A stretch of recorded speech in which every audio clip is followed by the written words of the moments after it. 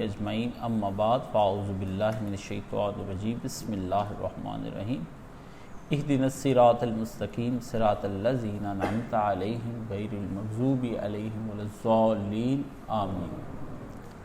عزیزان گرامی، موضوع چل رہا ہے حضرت امام حسن علیہ السلام، اور اس کی پے در پے قسطیں آپ کے سامنے آ رہی ہیں، اور میں نے آپ کو حضرت امام حسن علیہ السلام کی فضیلت، ان کی اہمیت اور ان کے موضوع کی جو نزاکت ہے وہ میں نے آپ کے سامنے رکھی، اور بتایا کہ یہ وہ شہزادہ ہے رسول خدا کا جسے تاریخ میں اس طرح سے مارا گیا ہے کہ ایسے امام حسین علیہ السلام کو بھی شہید نہیں کیا گیا جیسے اس کو شہید کیا گیا، اور ان کی کردار کشی اور ان کی کریکٹر اسیسینیشن اس طرح سے کی گئی ہے کہ میں اور آپ تصور بھی نہیں کر سکتے، اور اس پہلو کو اس طرح سے تاریک تر کر دیا گیا ہے کہ امام حسن کی کبھی پہچان نہ ہو۔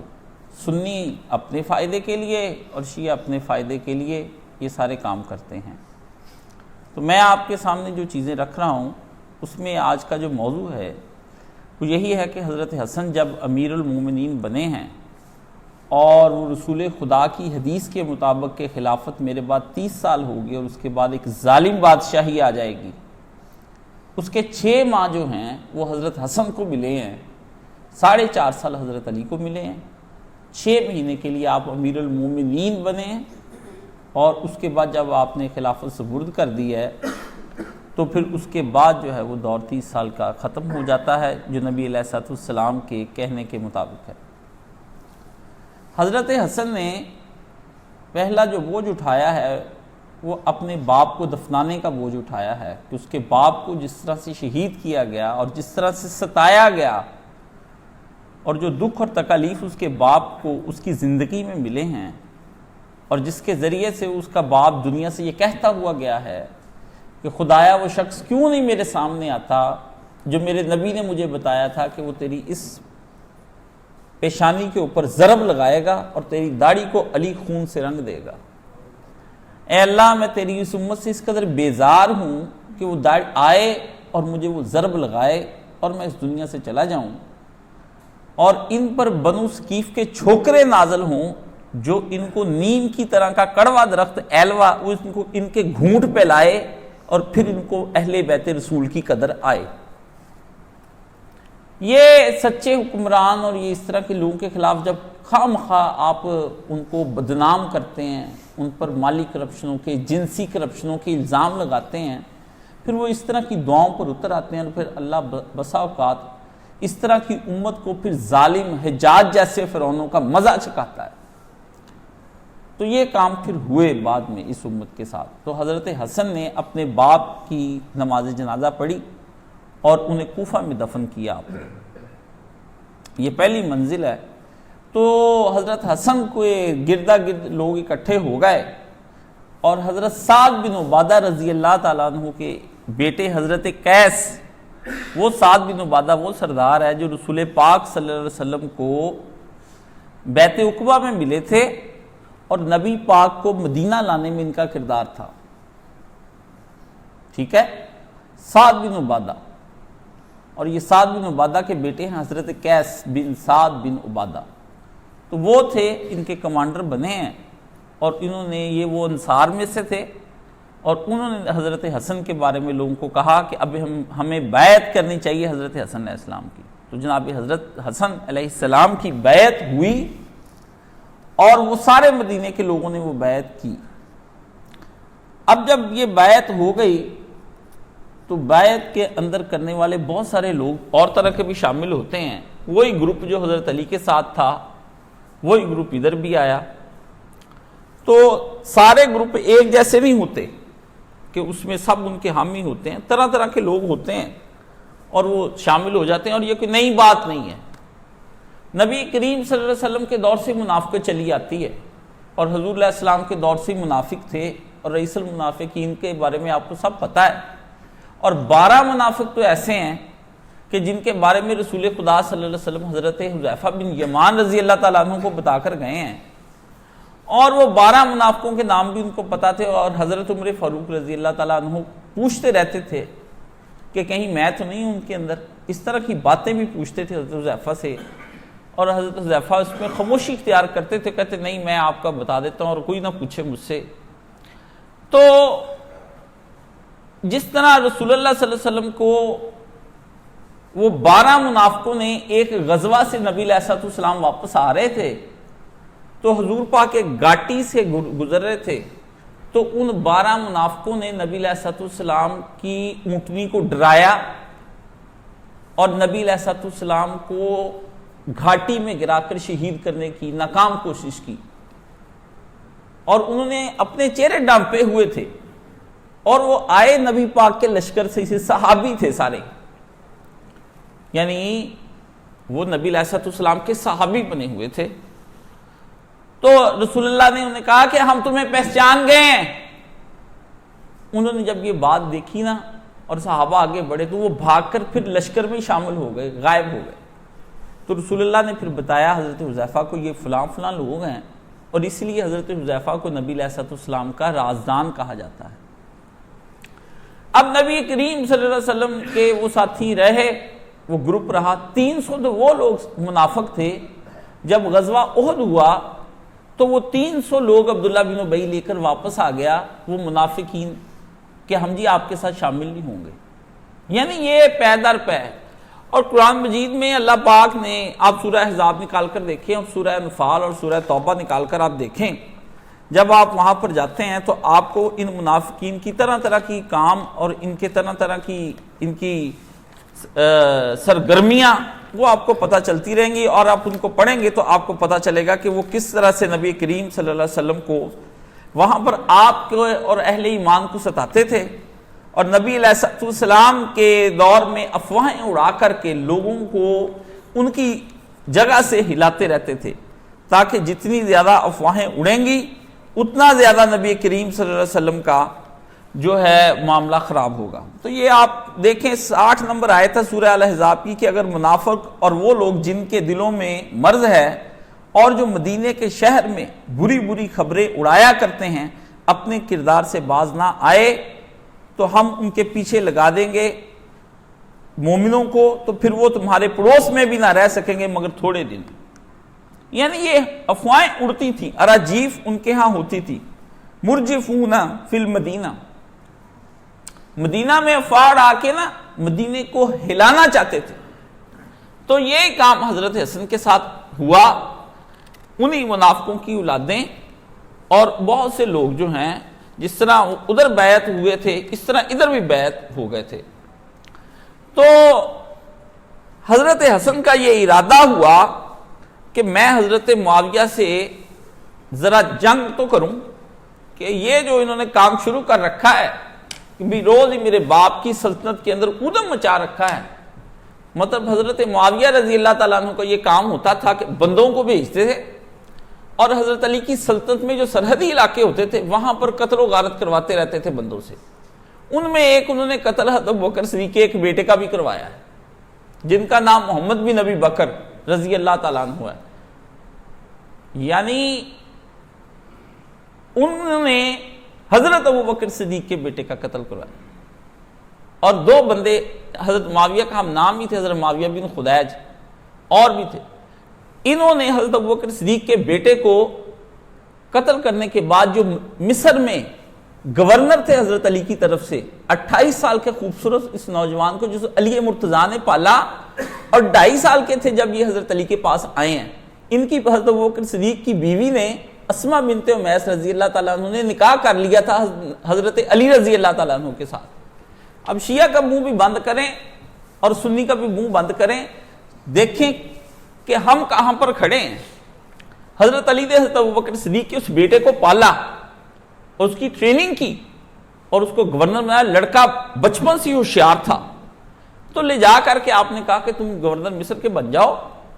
تو یہ وہاں بھیجے تو ان کا وہ چھاپا بردار گروپ آیا، انہوں نے وہ جناب وہاں پر اس کو پکڑ لیا، اور اس کے بعد قتل کرنے کے بعد گدھے کی کھال کے اندر سی کے اس کو آگ میں ڈال دیا اور وہ جل کر راکھ ہو گیا۔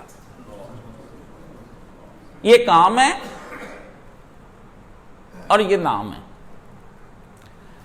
البدایہ و النہایہ کے اندر آتا ہے کہ حضرت سیدہ عائشہ صدیقہ کئی مہینے تک اس معاویہ بن خدیج اور اس کے دوسرے آدمی کے فی دبر الصلاۃ بد دعائیں کرتی رہی اپنے بھائی کو اس طرح قتل ہو کے. بی بی عائشہ صدیقہ رضی اللہ ام المومنین، اس کے بچے حضرت عبید اللہ ابن عباس کے بچے تھے، دو ان کی گردنیں کاٹ کے ان کی ماں کی گود میں پھینک گئے. حضرت معاویہ کا گروپ جو ہے، ماں پاگل ہوگی اپنے بچوں کے جنون سے. یہی کام سلطنت میں بھی ٹکنے نہیں دینا، تمہاری حکومت نہیں ٹکنے دینی. تو علی مرتضیٰ کا جو گروپ تھا، کچھ تو جنگ جمل میں 86,000 صحابہ کرام یہ آپس میں لڑ پڑے. چلو کسی نے یہ کہتے ہیں یہ آپس میں نہیں لڑے، ان کو سبائیوں نے لڑایا. آپ صحابہ کرام کی ذہنی حالت پر الزام لگاتے ہیں، شرم نہیں آتی آپ کو یہ بات کہتے ہوئے؟ حضرت عائشہ صدیقہ رضی اللہ تعالی عنہ رسول کی بیوی ہیں ام المومنین، اور حضرت طلحہ اور زبیر نبی علیہ الصلوۃ والسلام کے اشرف مبشرہ صحابی ہیں، اور ادھر علی مرتضیٰ ہیں. ان کو چکر دے گیا وہ ایک یہودی عبداللہ بن سبا، ان کے ہاتھوں سے بندے قتل کرواتا رہا. آپ ذرا سوچنے کی کوشش کریں، یہ رکنے کا مقام ہے. جھوٹ پہ جھوٹ آپ پھیلاتے رہتے ہیں، کوئی فائدہ نہیں.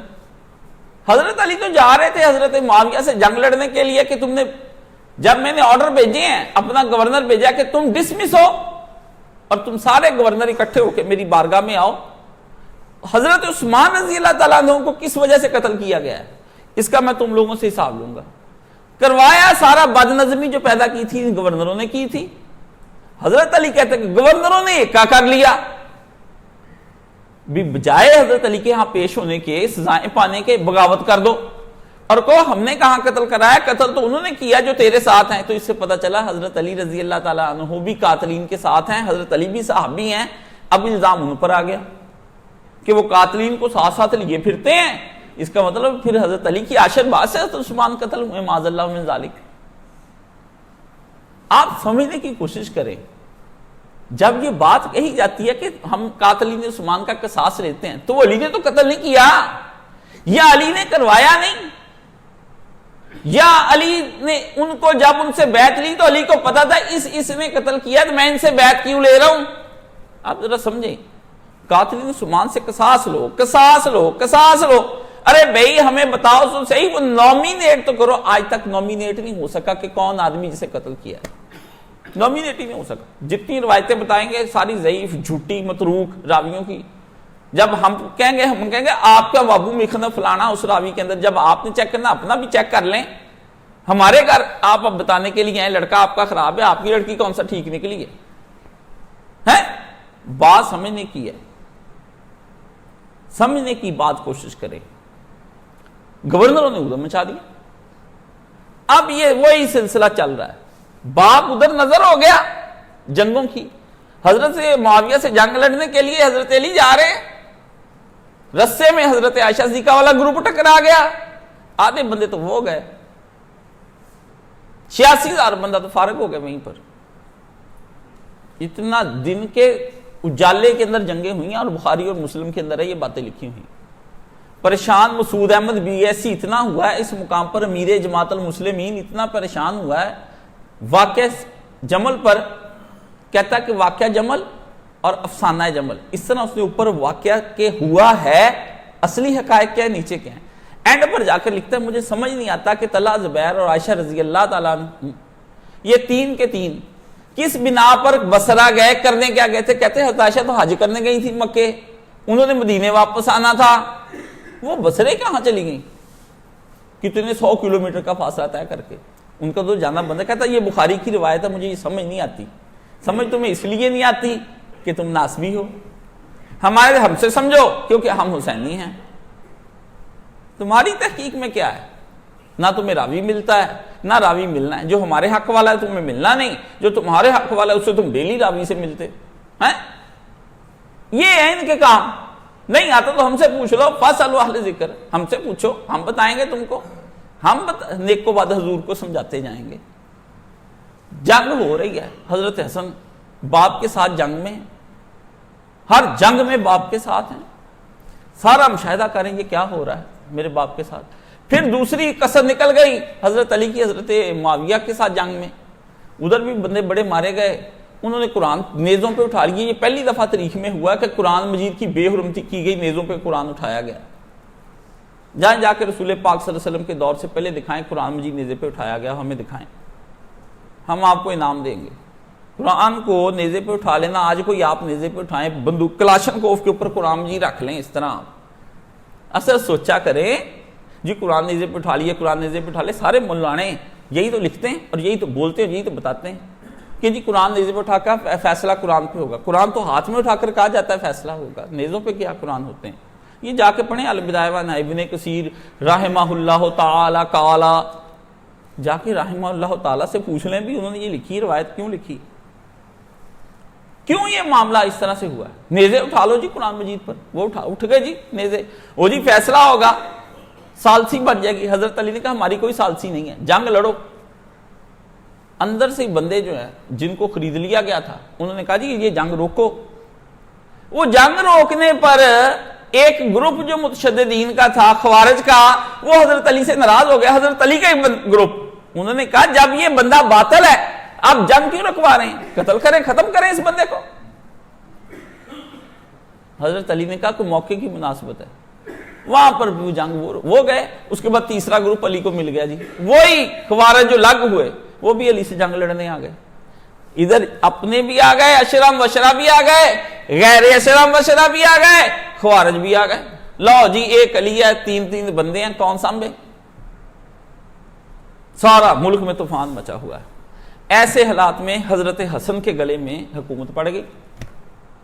علی مرتضیٰ سے پوچھا گیا کہ بیٹا آپ کا جو ہے اس کو ہم خلیفہ بنائیں؟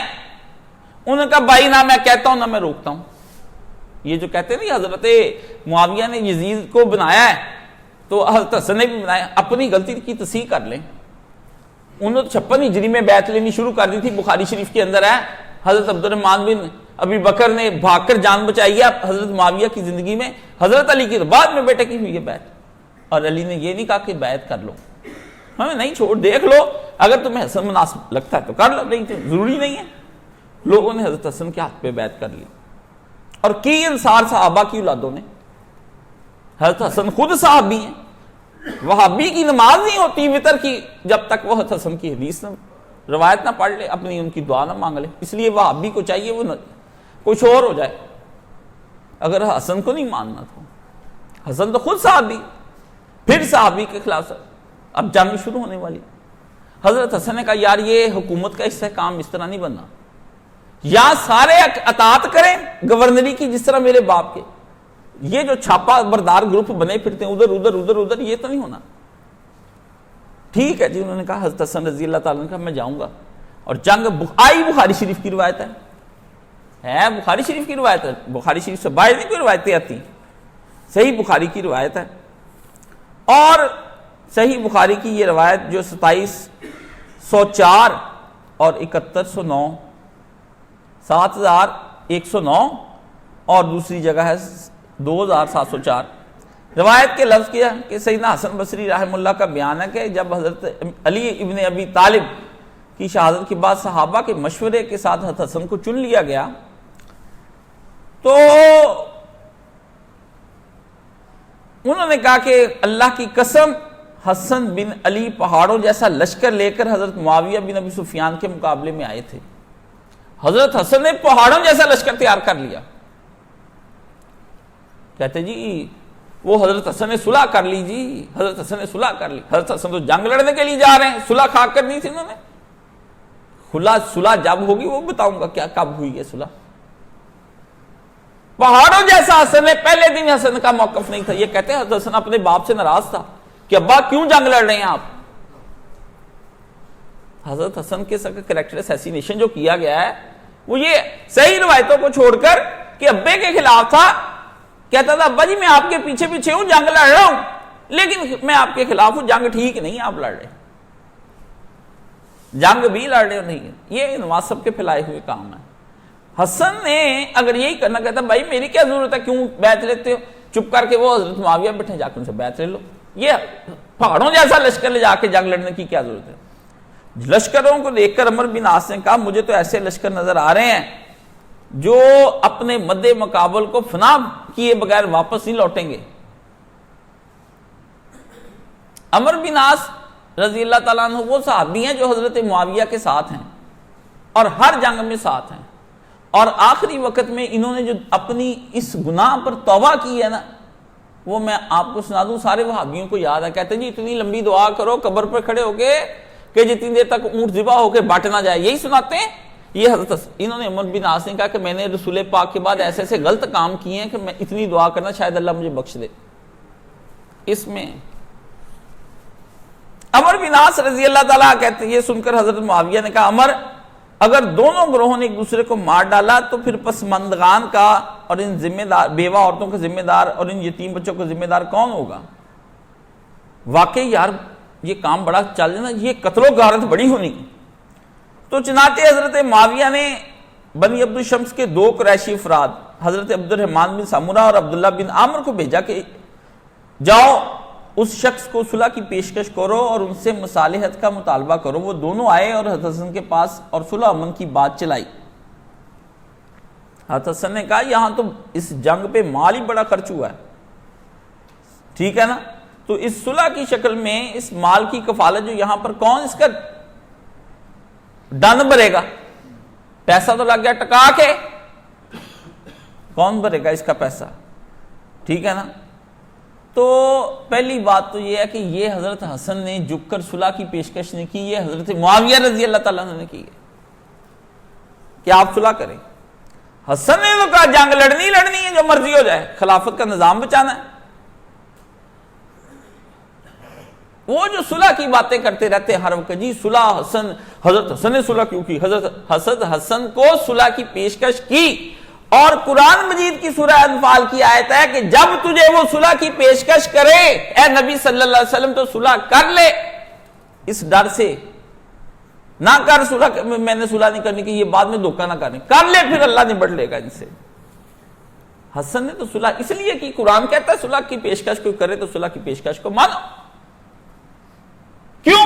محمد رسول اللہ صلی اللہ علیہ وسلم نے اقتدار میں ہوتے ہوئے بھی صلح حدیبیہ کے وقت صلح کی، کافروں کے کہنے پر نبی علیہ السلام نے صلح کی پیشکش نہیں کی۔ حضور تو بیعت رضوان لے چکے تھے جنگ لڑنے، جس طرح حسن نے جو جنگ کی بیعت لے لی۔ آپ نے بوٹنگیں اڑا دو صاحب۔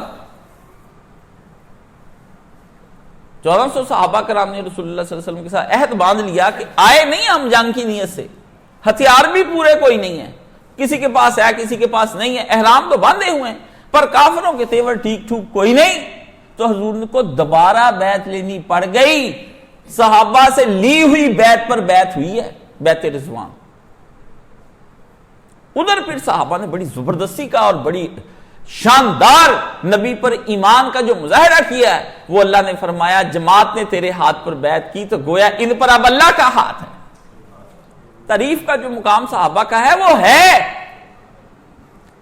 صحابہ کی عظمت اور فضائل کو کوئی چھیڑ چھاڑ نہیں کر سکتا، نہ شیعہ کر سکتا تھا۔ آپ کمزور ہیں، بودھے ہیں، آپ کے پاس علم نہیں ہے صحابہ کا دفاع کرنے کے لیے۔ ہم جو بیٹھے ہیں، آپ مانیں کہ آپ صحیح جنرل نہیں ہیں، آپ جنگ نہیں لڑ سکتے، آپ کا مناظرہ کمزور ہے، آپ کی منطق کمزور ہے، آپ کا فلسفہ کمزور ہے، آپ کی غلط معقولات کی بنا پر ہمیں بدنام نہ کریں۔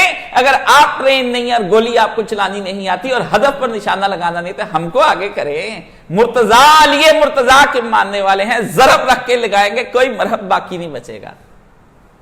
ہم کوئی تمہاری طرح ہیں کہ احد میں جس طرح سے بہت سے لوگ جنگ چھوڑ کر چلے گئے اور پھر تم لوگ بھی اسی طرح پہلے سے شور مچانا شروع کر دیتے، مولوی اسحاق صاحب یہ کہتے ہیں اور کاشف صاحب یہ کہتے ہیں۔ ہم تمہاری طرح نہیں ہیں، ہمیں پیش کرو نا جن کے مقابلے میں صحابہ کے دفاع میں پیش کریں۔ تم مان لو جاہلو، تم کو آتا ہی نہیں مناظرہ، کمزور آدمی، ہمیں پیش کرو جو ان کے مقابل کے ہیں۔ بدر کے اندر جس وقت رسول خدا نے انصار کو نکالا قریش کے مقابلے میں، تو قریش نے کیا کہا؟ قریش نے کہا محمد رسول اللہ صلی اللہ علیہ وسلم کے ماننے والوں، تم مدینہ ہو اور اہل مدینہ سے ہماری کوئی جنگ نہیں ہے، نکالو ہمارے اپنے بھائی بندوں کو، قریشیوں کو جو تمہارے ہاں ہجرت کر کے آگے، جھگڑا تو ان سے تھا، تمہیں ہم نے مار کے کیا لینا، تم ہمارے مقابل کے نہیں ہو۔ مقابل کا آدمی نکلنا چاہیے نا. رسول خدا نے بیعت لی ہے، بیعت رضوان، اور ہتھیار نہیں تھا. نبی کو دوبارہ سے بیعت لینی پڑ گئی. نبی نے کہا ہتھیاروں کے بغیر ہی جنگ ہوگی. ہتھیار اگر پورے نہیں تو اس میں کون سی بڑی بات ہے؟ مومن ہے تو بے دیگ بھی لڑتا ہے سپاہی. صورتحال سمجھنے کی کوشش کریں. جہاں تعریف ہے وہاں تعریف ہے، جہاں نہیں ہے وہاں نہیں ہے. آپ کی مصیبت یہ ہے کہ جہاں تعریف ہے وہاں بھی ہے اور جہاں نہیں ہے وہاں بھی ہے. آپ کا مسئلہ یہ ہے، ہمارا یہ مسئلہ نہیں ہے. یہ آپ کا ہے، اس لیے حل کرتے رہیں. اس لیے گولیوں سے، بندوقوں سے اور بمبوں سے اور کافر کہنے سے تم یہ مسئلے حل کرنا چاہتے ہو، وہ ہونے نہیں ہیں. ایک تم نے ان کی امام بار کا بھی تازہ جلا دیا، انہوں نے تمہارا جامعہ زبیریہ پر تمہارا کام ہو گیا. اسی طرح جلتے جلاتے رہو گے، امت کو تڑپاتے رہو گے. امیر المومنین کا اچھا یہ اگر بات ہے تو انہوں نے جو صلح کی جنگ چلائی اور دونوں نے حضرت حسن کے پاس آئے، صلح امن کی بات کی. حضرت حسن نے کہا یہ ڈن بھر دو، کام ہو جائے گا. انہوں نے کہا امیر حضرت معاویہ آپ کو فلاں فلاں پیشکش کرتے اور کچھ مطالبات کے طلبگار ہیں، میں کچھ پیشکشیں کروں گا آپ کو، اور مطالبہ میرا یہ ہے کہ آپ جو ہے مجھے ان قاتلین عثمان کو پکڑنے دیں. مطالبہ یہی تھا. حضرت حسن نے فرمایا اس معاہدے کی ذمہ داری اور اس کی تکمیل کا کون ذمہ دار ہوگا؟ ان دونوں نے جواب دیا ہم ذمہ دار ہیں. اور حسن سے کہا جو آپ مطالبہ کرتے ہیں وہ دونوں ہم ذمہ لیتے ہیں. جب صلح ہو گئی تو اس وقت سیدنا ابو بکرہ نے یہ فرمایا کہ رسول اللہ نے فرمایا تھا کسی زمانے میں یہ میرا بیٹا سردار ہے اور اس کی وجہ سے دو بڑے مسلمان گروپوں کے اندر صلح ہو جائے گی. یہ صلح چند شرطوں کی بنیاد پر ہوئی، اور اس صلح کے بارے میں رسول اللہ صلی اللہ علیہ وسلم نے پہلے ہی صحیح حدیث کے اندر بیان فرما دیا تھا کہ صلح جو ہوگی اس صلح کے اندر ایک مداہنت ہوگی. صاف دل سے وہ صلح نہیں ہونی، کوئی دورتوں کے ساتھ صلح ہونی. یہ نبی کی حدیث ہے. صلح ہو گئی، صلح ہو گئی. سید خالد جامی کہتا ہے کہ مودودی نے لکھا نہیں صلح کے متعلق، ایک حرف بھی نہیں لکھا. شکر کرو نہیں لکھا اس نے خلاف تملکیت میں. آپ جی صلح پر بتائیں کہ صلح نہیں ہوئی تھی، آپ جی بتائیں. اور صلح ہوئی تھی، ہم نے کی ہے، تم نے کی آ کر صلح. لیکن صلح کی بارے میں رسول نے فرمایا قدورتوں کی بنیاد پر ہوگی، اندر قدورتیں چلتی رہیں گی.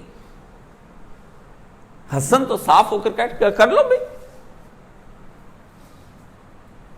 یہ حدیث نہیں تم لوگوں نے پڑھنی، یہ حدیث تم لوگوں کو سمجھ نہیں آئے گی نا کہ صلح قدورتوں کی بنیاد پر ہوئی. اور صلح پر جو ہوئی، امیر المومنین حضرت حسن نے اس وقت ایک خطبہ دیا. فرمایا میں جو حضرت معاویہ سے جنگ ختم کر رہا ہوں اس کی وجہ یہ نہیں کہ مجھے اپنے موقف کی سچائی میں کوئی شک ہے یا شرمندگی ہے یا میرے باپ کا طریقہ غلط تھا کہ وہ ان سے جنگ کر رہا تھا. نہیں، ہم نے ایمان کی سلامتی اور ثابت قدمی سے ان شامیوں کا مقابلہ کیا ہے، مگر میں اب دیکھتا ہوں کہ میری اس فوج کے اندر وہ ایمان کی سلامتی اور صبر نہیں رہا. یہ کیا بات ہوئی؟ یہ بات سمجھانے کی آپ کو. حضرت معاویہ نے جب اس طرح جنگ شروع ہوئی تو اس کے ساتھ یہ معاملہ کیسے پیش ہے یہ سمجھنے کی بات اصل میں ہے. حضرت حسن نے اپنا پہلا دستہ قیس بن سعد بن عبادہ رضی اللہ تعالیٰ عنہ کو ساتھ اسے کہا کہ جا کر حضرت معاویہ سے جنگ کرنے کے لیے پہلے سے جا کر جنگ کی تیاری کرو، میں آ رہا ہوں. اسی وقت وہ خوارج جو حضرت علی کے خلاف تھے اور انہوں نے بھی بیعت کر لی تھی، ان لوگوں سے اور وہ لوگ جن کو حضرت معاویہ رضی اللہ تعالیٰ عنہ سے جو ان کے جرنیلوں کو سمجھ رہے، مشیروں کو نہیں، جرنیلوں کو حضرت معاویہ نے خط بھیجے حضرت حسن کو کہ یہ آپ کے گروپ کے لوگ ہیں، سردار ہیں.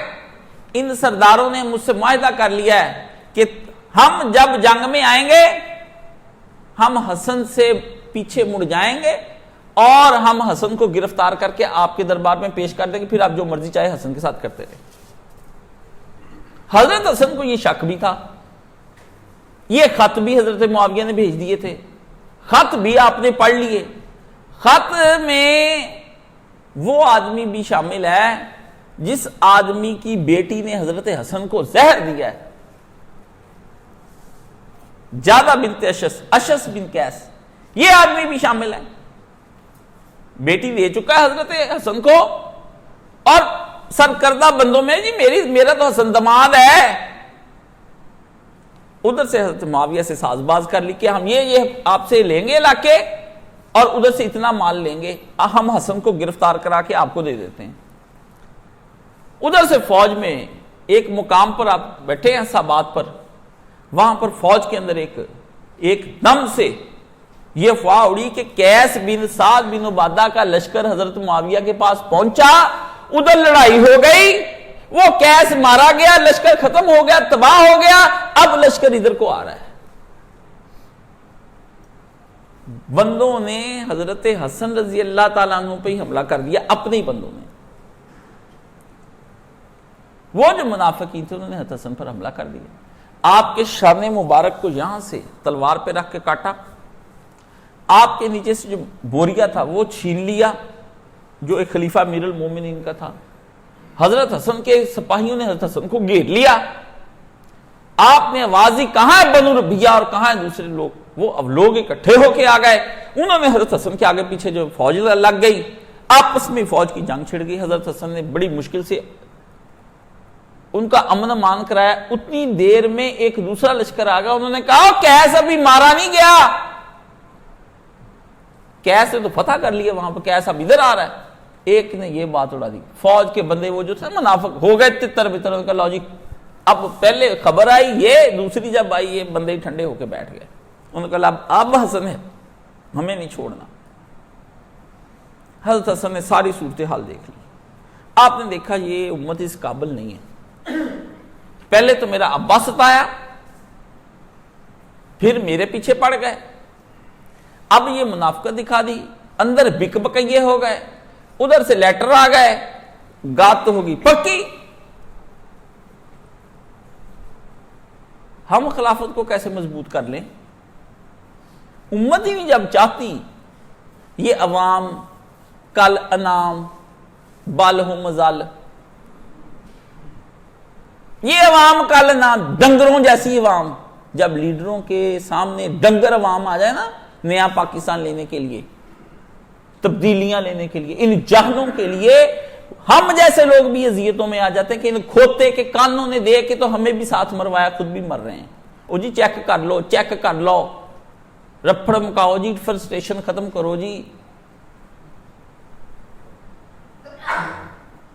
یہ جاہل عوام، آپ ان کی باتیں کرتے ہیں؟ جائیے جا کر کے پوری تاریخ پڑھ لیجئے، اللہ نے عوام کو ہی عذاب دیا ہے، کبھی نہیں فرق کیا کہ میں امیروں کو، وزیروں کو، بادشاہوں کو عذاب دوں، عوام کو نہ دوں، یہ تو بولی بالی ہوتی، یہ بدماش اور گنڈی ہوتی ہے۔ جائیں حضرت نوح کی امت ہو، حضرت ہود کی ہو، صالح کی ہو، کسی کی امت ہو، شعیب کی ہو، ساری امتوں میں سے عوام پر ہی عذاب آیا ہے، اللہ نے چھوڑ دیا، یہ بڑے بڑے غلط تھے، یہ بچے بولے والے ہیں، اس میں سے جوان لڑکوں کو تو پتہ ہی کچھ نہیں، اللہ نے فرمایا نہیں نہیں نہیں نہیں، فتنہ و فساد میں یہ آگے بڑھ بڑھ کر کام کرتے ہیں۔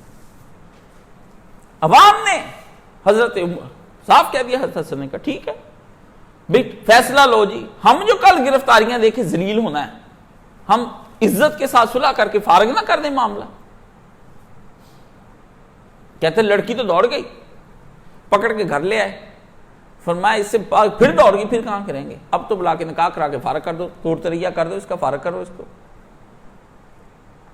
معاملے جب علماء کے سامنے آتے سمجھنے کی، اس امت نے حضرت حسن کے ساتھ یہ سلوک کیا۔ حضرت حسن نے کہا کیونکہ میں دیکھ چکا ہوں کہ نہ ایمان کی سلامتی ہے نہ تمہارے ہاں صبر ہے، ہم اب بھی تمہاری وہی ہیں جیسا پہلے تھے، اور تم میں سے تو کچھ صفین کے مقتولوں کا نوحہ پڑھ رہے، کچھ کہتے او جی ہمارے بڑے صفین میں علی نے مروا دیے تھے اس کے باپ نے، یار اور کتنے بدے قتل کرے، کچھ نہروان کے مقتولوں کو رو رہے ہیں، اور تم میں بددلی اور انتشار پیدا ہو گیا ہے اور تم جنگ کے قابل نہیں رہے ہو، اور جو باقی ہیں وہ مدد کرنے سے میرے انکاری ہو چکے ہیں۔ جو روتے ہیں وہ اپنا انتقام تلاش کرتے ہیں. اب ان میں اخلاص نہیں. سن لو معاویہ جس بات کی دعوت دے رہا ہے اس میں عزت ہے نہ انصاف. مجھے کوئی رسپیکٹ نہیں ہے نہ انصاف کی بات ہے کہ میں اس کے ساتھ صلح کر لوں.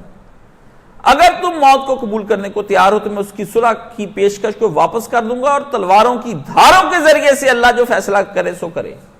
اور اگر چاہتے ہو تو صلح کر لوں گا اور اس کے لیے تم سے فیصلہ لے لوں گا. ہر طرف سے آوازیں آئیں, ہم زندہ رہنا چاہتے ہیں, ہم صلح کرنا چاہتے ہیں, ہم زندہ رہنا چاہتے ہیں. سن لیا, جنگ نہیں لڑنی, اب نہیں لڑنی. خلافت جا رہی ہے ہاتھ سے, خلافت ہاتھ سے جا رہی ہے. امت زندہ رہنا چاہتی ہے, ہم زندہ رہنا چاہتے ہیں. ہم تھک گئے جنگوں کے ذریعے, ہم تھک گئے. یہ بڑوں کے کیے ہوئے فیصلے چھوڑ دو, ان کے فضائل بہت بلند ہیں, وہ جنت میں چلے گئے ہیں. لیکن فیصلہ تو اپنی جگہ پہ خراب ہو جاتا ہے. حضور کے 50 صحابہ غزوہ احد پر کھڑے ہیں اور حضور نے کہا نیچے نہیں اترنا جب تک میں آرڈر نہ کروں. وہ 40 اتر جاتے, 10 وہاں پر ہیں. وہ 40 کے 40 کو اللہ نے بھی معاف کر دیا, رسول اللہ نے بھی معاف کر دیا, وہ جنت میں چلے گئے. لیکن آپ کی احد کی شکست تو شکست ہی کہلائے گی, وہ فتح بن گئی. نبی کے دان مبارک شہید ہوئے, خود کی کڑیاں جو رسول اللہ نے پہن رکھا تھا لوہے کا وہ آپ کی ان گال مبارک میں گھس گیا. رسول علیہ السلام کی پیٹھ جا کر کے اوپر سے زمین پر لگی, حضور کے گھٹنے پر اور پیٹھ پر چوٹ آ گئی, حضور گر گئے گڑھے کے اندر. صحابہ کی یہ گردنیں اتر کے احد کے میدان میں سج گئیں. آ گیا حضور کے مقابلے کے اندر ابو سفیان اور کھڑا ہو کر کہنے لگا اولو حبل, حبل بلند رہے. کبھی یہ نعرہ نہیں لگا تھا. اس نے کہا ہمارا زندہ جے جے ہو حبل کی, یہ نعرہ اس نے لگایا. کیا کہا؟ جے ہو حبل کی. جے کیا ہوتی؟ جیت ہو, اور اس کے دعوے. نبی کے سامنے نعرے لگ گئے. کس کی وجہ سے لگے؟ وہ بندے جو اپنی ڈیوٹی پر نہ کھڑے رہے اور ڈیوٹی سر انجام نہ دی. یہ اتنا کچھ سننے کو مل گیا, اتنا کچھ ہونے کو مل گیا. آپ جب کہتے ہیں یہ تنقیص ہے تو یہ آپ کا دماغ چلا ہوا ہے, آپ کو تنقیص کی تعریف نہیں آتی ہے اور تنقید کی تعریف نہیں آتی. آئیے ہمارے سامنے حد قائم کیجئے منطق کے اصولوں کے مطابق. ہم ان سے پوچھے ہیں کہ تنقیص اور تنقید کی حد تعام کیا ہے اور ناقص کیا ہے. آ کر بیٹھیں یہ ملانے ہمارے سامنے, ہم ان سے پوچھیں گے. یہ تو تعریف تک نہیں جانتے. آئیے تو صحیح پہلے تعریف تو کریں. آپ کہتے پینسل کس کو کہتے, تو اب بیٹھیے سامنے ہمارے, بیٹھیے بتائیے پینسل کس کو کہتے ہیں. آپ کو تو پینسل کی تعریف تک نہیں آتی, کس کا کہتے ہیں. کہتے جی کہ ان کے گلے سے عین نہیں صحیح نکلتا اس لیے وہ صحیح قرات محمد علی مرزا نہیں کرتا, فلانی ٹھیک کرتا, کاشف صاحب نہیں کرتا. تم لوگوں کو بات سمجھ میں نہیں آتی. ہمیں قرات کا تو ازالہ ہے, بات کا ازالہ نہیں ہے. جب فہمی غلط ہو جائے, اگر آپ سے قرآن مجید غلط ہو جائے, اوپر نیچے ہو جائے تو اللہ معاف کر دیں گے, اللہ کے اور آپ کے فیصلے ہیں. لیکن اگر قرآن مجید سمجھ ہی غلط لیا, جیسا کہ خوارج نے سمجھ لیا تھا کہ ان الحکم الا للہ, وہ اٹھ کھڑے ہوئے تھے, کہتے تھے دنیا میں حکمرانی علی صرف اللہ کی ہے, تیری نہیں. تو آیت کا غلط مطلب سمجھ کے کیا کر دیا, امت پوری خون میں نہلا دی. سمجھ غلط آ جائے تو ازالہ نہیں ہے, کہ رات کی اوپر نیچ میں آ جائے ازالہ ہے. تنقیص اور تنقید کی آپ کو سمجھ آ جائے اور آپ کو یہ سمجھ آ جائے اگر کہ بات دراصل کیا ہے, ہم کہنا کیا چاہتے ہیں. جنہوں نے اس کو تنقیص بنایا, تنقید بنایا اور توہین صحابہ کی, ایسے رافضیوں پہ بھی بے شمار اور ایسے ناسبیوں پہ بھی بے شمار جو ہمیں کچھ نہیں, ہمیں دور ہٹے. ہم سوحکن کہتے ہیں اپنے نبی کی طرح, دور ہٹے. یہ ہم سے رافضی بھی, یہ ناسبی بھی, ہٹے. ہمیں اسلام کے محاذ پر کھڑے ہیں, ہمیں بات کرنے دیں کفار کے ساتھ. جب وہ پوچھتے ہیں تمہارے صاحب نے دن دہاڑے جنگیں لڑی اور ایک دوسرے کی گردنیں اتاری اور حجۃ الوداع کے خطبے کو اپنے پاؤں تلے صحابہ نے روندا کہ ایک دوسرے کی گردنیں نہ مارنے لگا, نبی نے یہ وہاں پر کہا. کہتے ہیں جی صحابی نے صحابی کا قتل نہیں کیا, میں نے شیخ حافظ زبیر علی زئی کو پکڑ لیا, ادھر آؤ, یہ صحابی کی گردن کاٹتے ہیں؟ کیا اس کا تم جواب دیتے ہو؟ چلو صحابی نے تابعی کو تو مارا ہی ہوگا نا. کتنا عجیب وقت ہوگا کہ ایک آدمی نے حضرت علی کے گروپ کا ہوگا اور اس نے حضرت علی کے چہرے کو دیکھا ہوگا، اور حضرت علی کے گروپ کا ایک تابعی دوسرے تابعی کی گردن اتارا ہوگا، تو تابعی مر گئے نا، بے احسان ہم کہاں گیا؟ آپ کیا کر رہے ہیں؟ آپ ان جھگڑوں کو آپ کہتے ہیں ان پہ کف لسان کرو، اور کف لسان کا مطلب ہے جو مانی ہم کریں وہ تم کرو، جو مانی ہم کریں وہ تم کرو، اور اس کے بعد بمباریاں کرو اور ایک دوسرے کو مارو. امت میں کبھی یہ اتحاد نہیں ہونے دیں گے. آپ سیدھا مسئلہ کیوں نہیں مانتے ہیں؟ اگر غلطی ہوئی ہے تو غلطی کو غلطی رکھیے، اللہ نے معاف کر دیا وہ جانے اور اللہ جانے، لیکن اس غلطی کا معنی یہ ہے کہ ہم اس سے سبق لے لیں کہ ہم دوبارہ آپس میں نہیں لڑیں گے. اگر کوئی آدمی اس طرح سے فریب دے کر حکومت کو گرائے گا، جیسا کہ یہ اب کے دور میں گر رہی ہے، حکومتیں گرتی ہیں اور بنتی ہیں، امت مسلمہ کے میں لوگ پھر کل کو کہیں گے کہ جی انہوں نے بھی تو حضرت علی کی حکومت گرائی تھی، ہمارے لیے یہ فقہی جواز ہے کہ ہم بھی گرائیں. تو پھر کیسے آپ وفاق اور صوبوں میں کس طرح سے صلح کرائیں گے؟ آپ سمجھتے نہیں ہیں مسئلہ کیا ہے؟ مسئلہ آئینی ہے، کانسٹیٹیوشنل پرابلم چل رہا ہے. اس کانسٹیٹیوشن کو حل فرمائیے. اگر آپ نہیں کرتے ہیں، کتابوں میں حل کرتے ہیں، وہاں لکھتے ہیں کہ باغیوں کے ساتھ یہ سلوک کیا جائے، لیکن آپ کو نہیں بتاتے ہیں. کتابوں میں مانتے ہیں، ہر کتاب میں عصری بھی مانتا ہے، دوسرے بھی مانتے ہیں، سب مانتے ہیں، سب مانتے. کتابوں میں لکھتے ہیں، پکڑے جانے پر لکھتے ہیں. جیسا کہ فضائل اعمال کے اندر ضعیف اور جھوٹی حدیثیں لکھی ہوئی ہیں، ہم پکڑیں تو کہتے ہیں عربی عبارت ادھر لکھی، اس میں لکھا ہے کہ ضعیف حدیث ہے، تو ہم نے تو لکھا ہوا ہے، اور اردو ترجمہ کرتے وقت نہیں لکھا ہوا ہے، کیونکہ ادھر پتہ لگ گیا تو پھر وہ کہے گا ضعیف کو کیوں لکھا ہوا ہے. کیسا چلاکی؟ مولوی پکڑ لے جس کو عربی آتی کہ لکھا تو ہوا ہے عربی میں کہ ضعیف ہے، عامی کو پڑھائی جاؤ تو پڑھائی جاؤ. حضرت حسن کے ساتھ یہ معاملہ ہوا ہے. حضرت حسن سرنڈر کرتے ہیں، انہوں نے کہا ہم صلح چاہتے. اس پر امام نے فرمایا ٹھیک ہے تم جانو اور وہ جانے، میں مدینے واپس جا رہا ہوں. حضرت حسن نے ادھر ان کی صلح کرا کے بیعتیں کرا کے سارا ٹرانسفر معاملہ وہاں پہ کہا میں مدینے جا رہا ہوں. کوفہ چھوڑ گئے پھر ہمیشہ کے لیے، جا مدینے میں رہے. ابے کی قبر کوفہ میں چھوڑ گئے، دونوں بھائی مدینے چلے گئے، پھر نہیں مدینے چلے گئے. وہاں پر جا کر کے صلح کے بعد، صلح کے وقت میں ایک دستاویزات لکھی گئی، صلح حسن.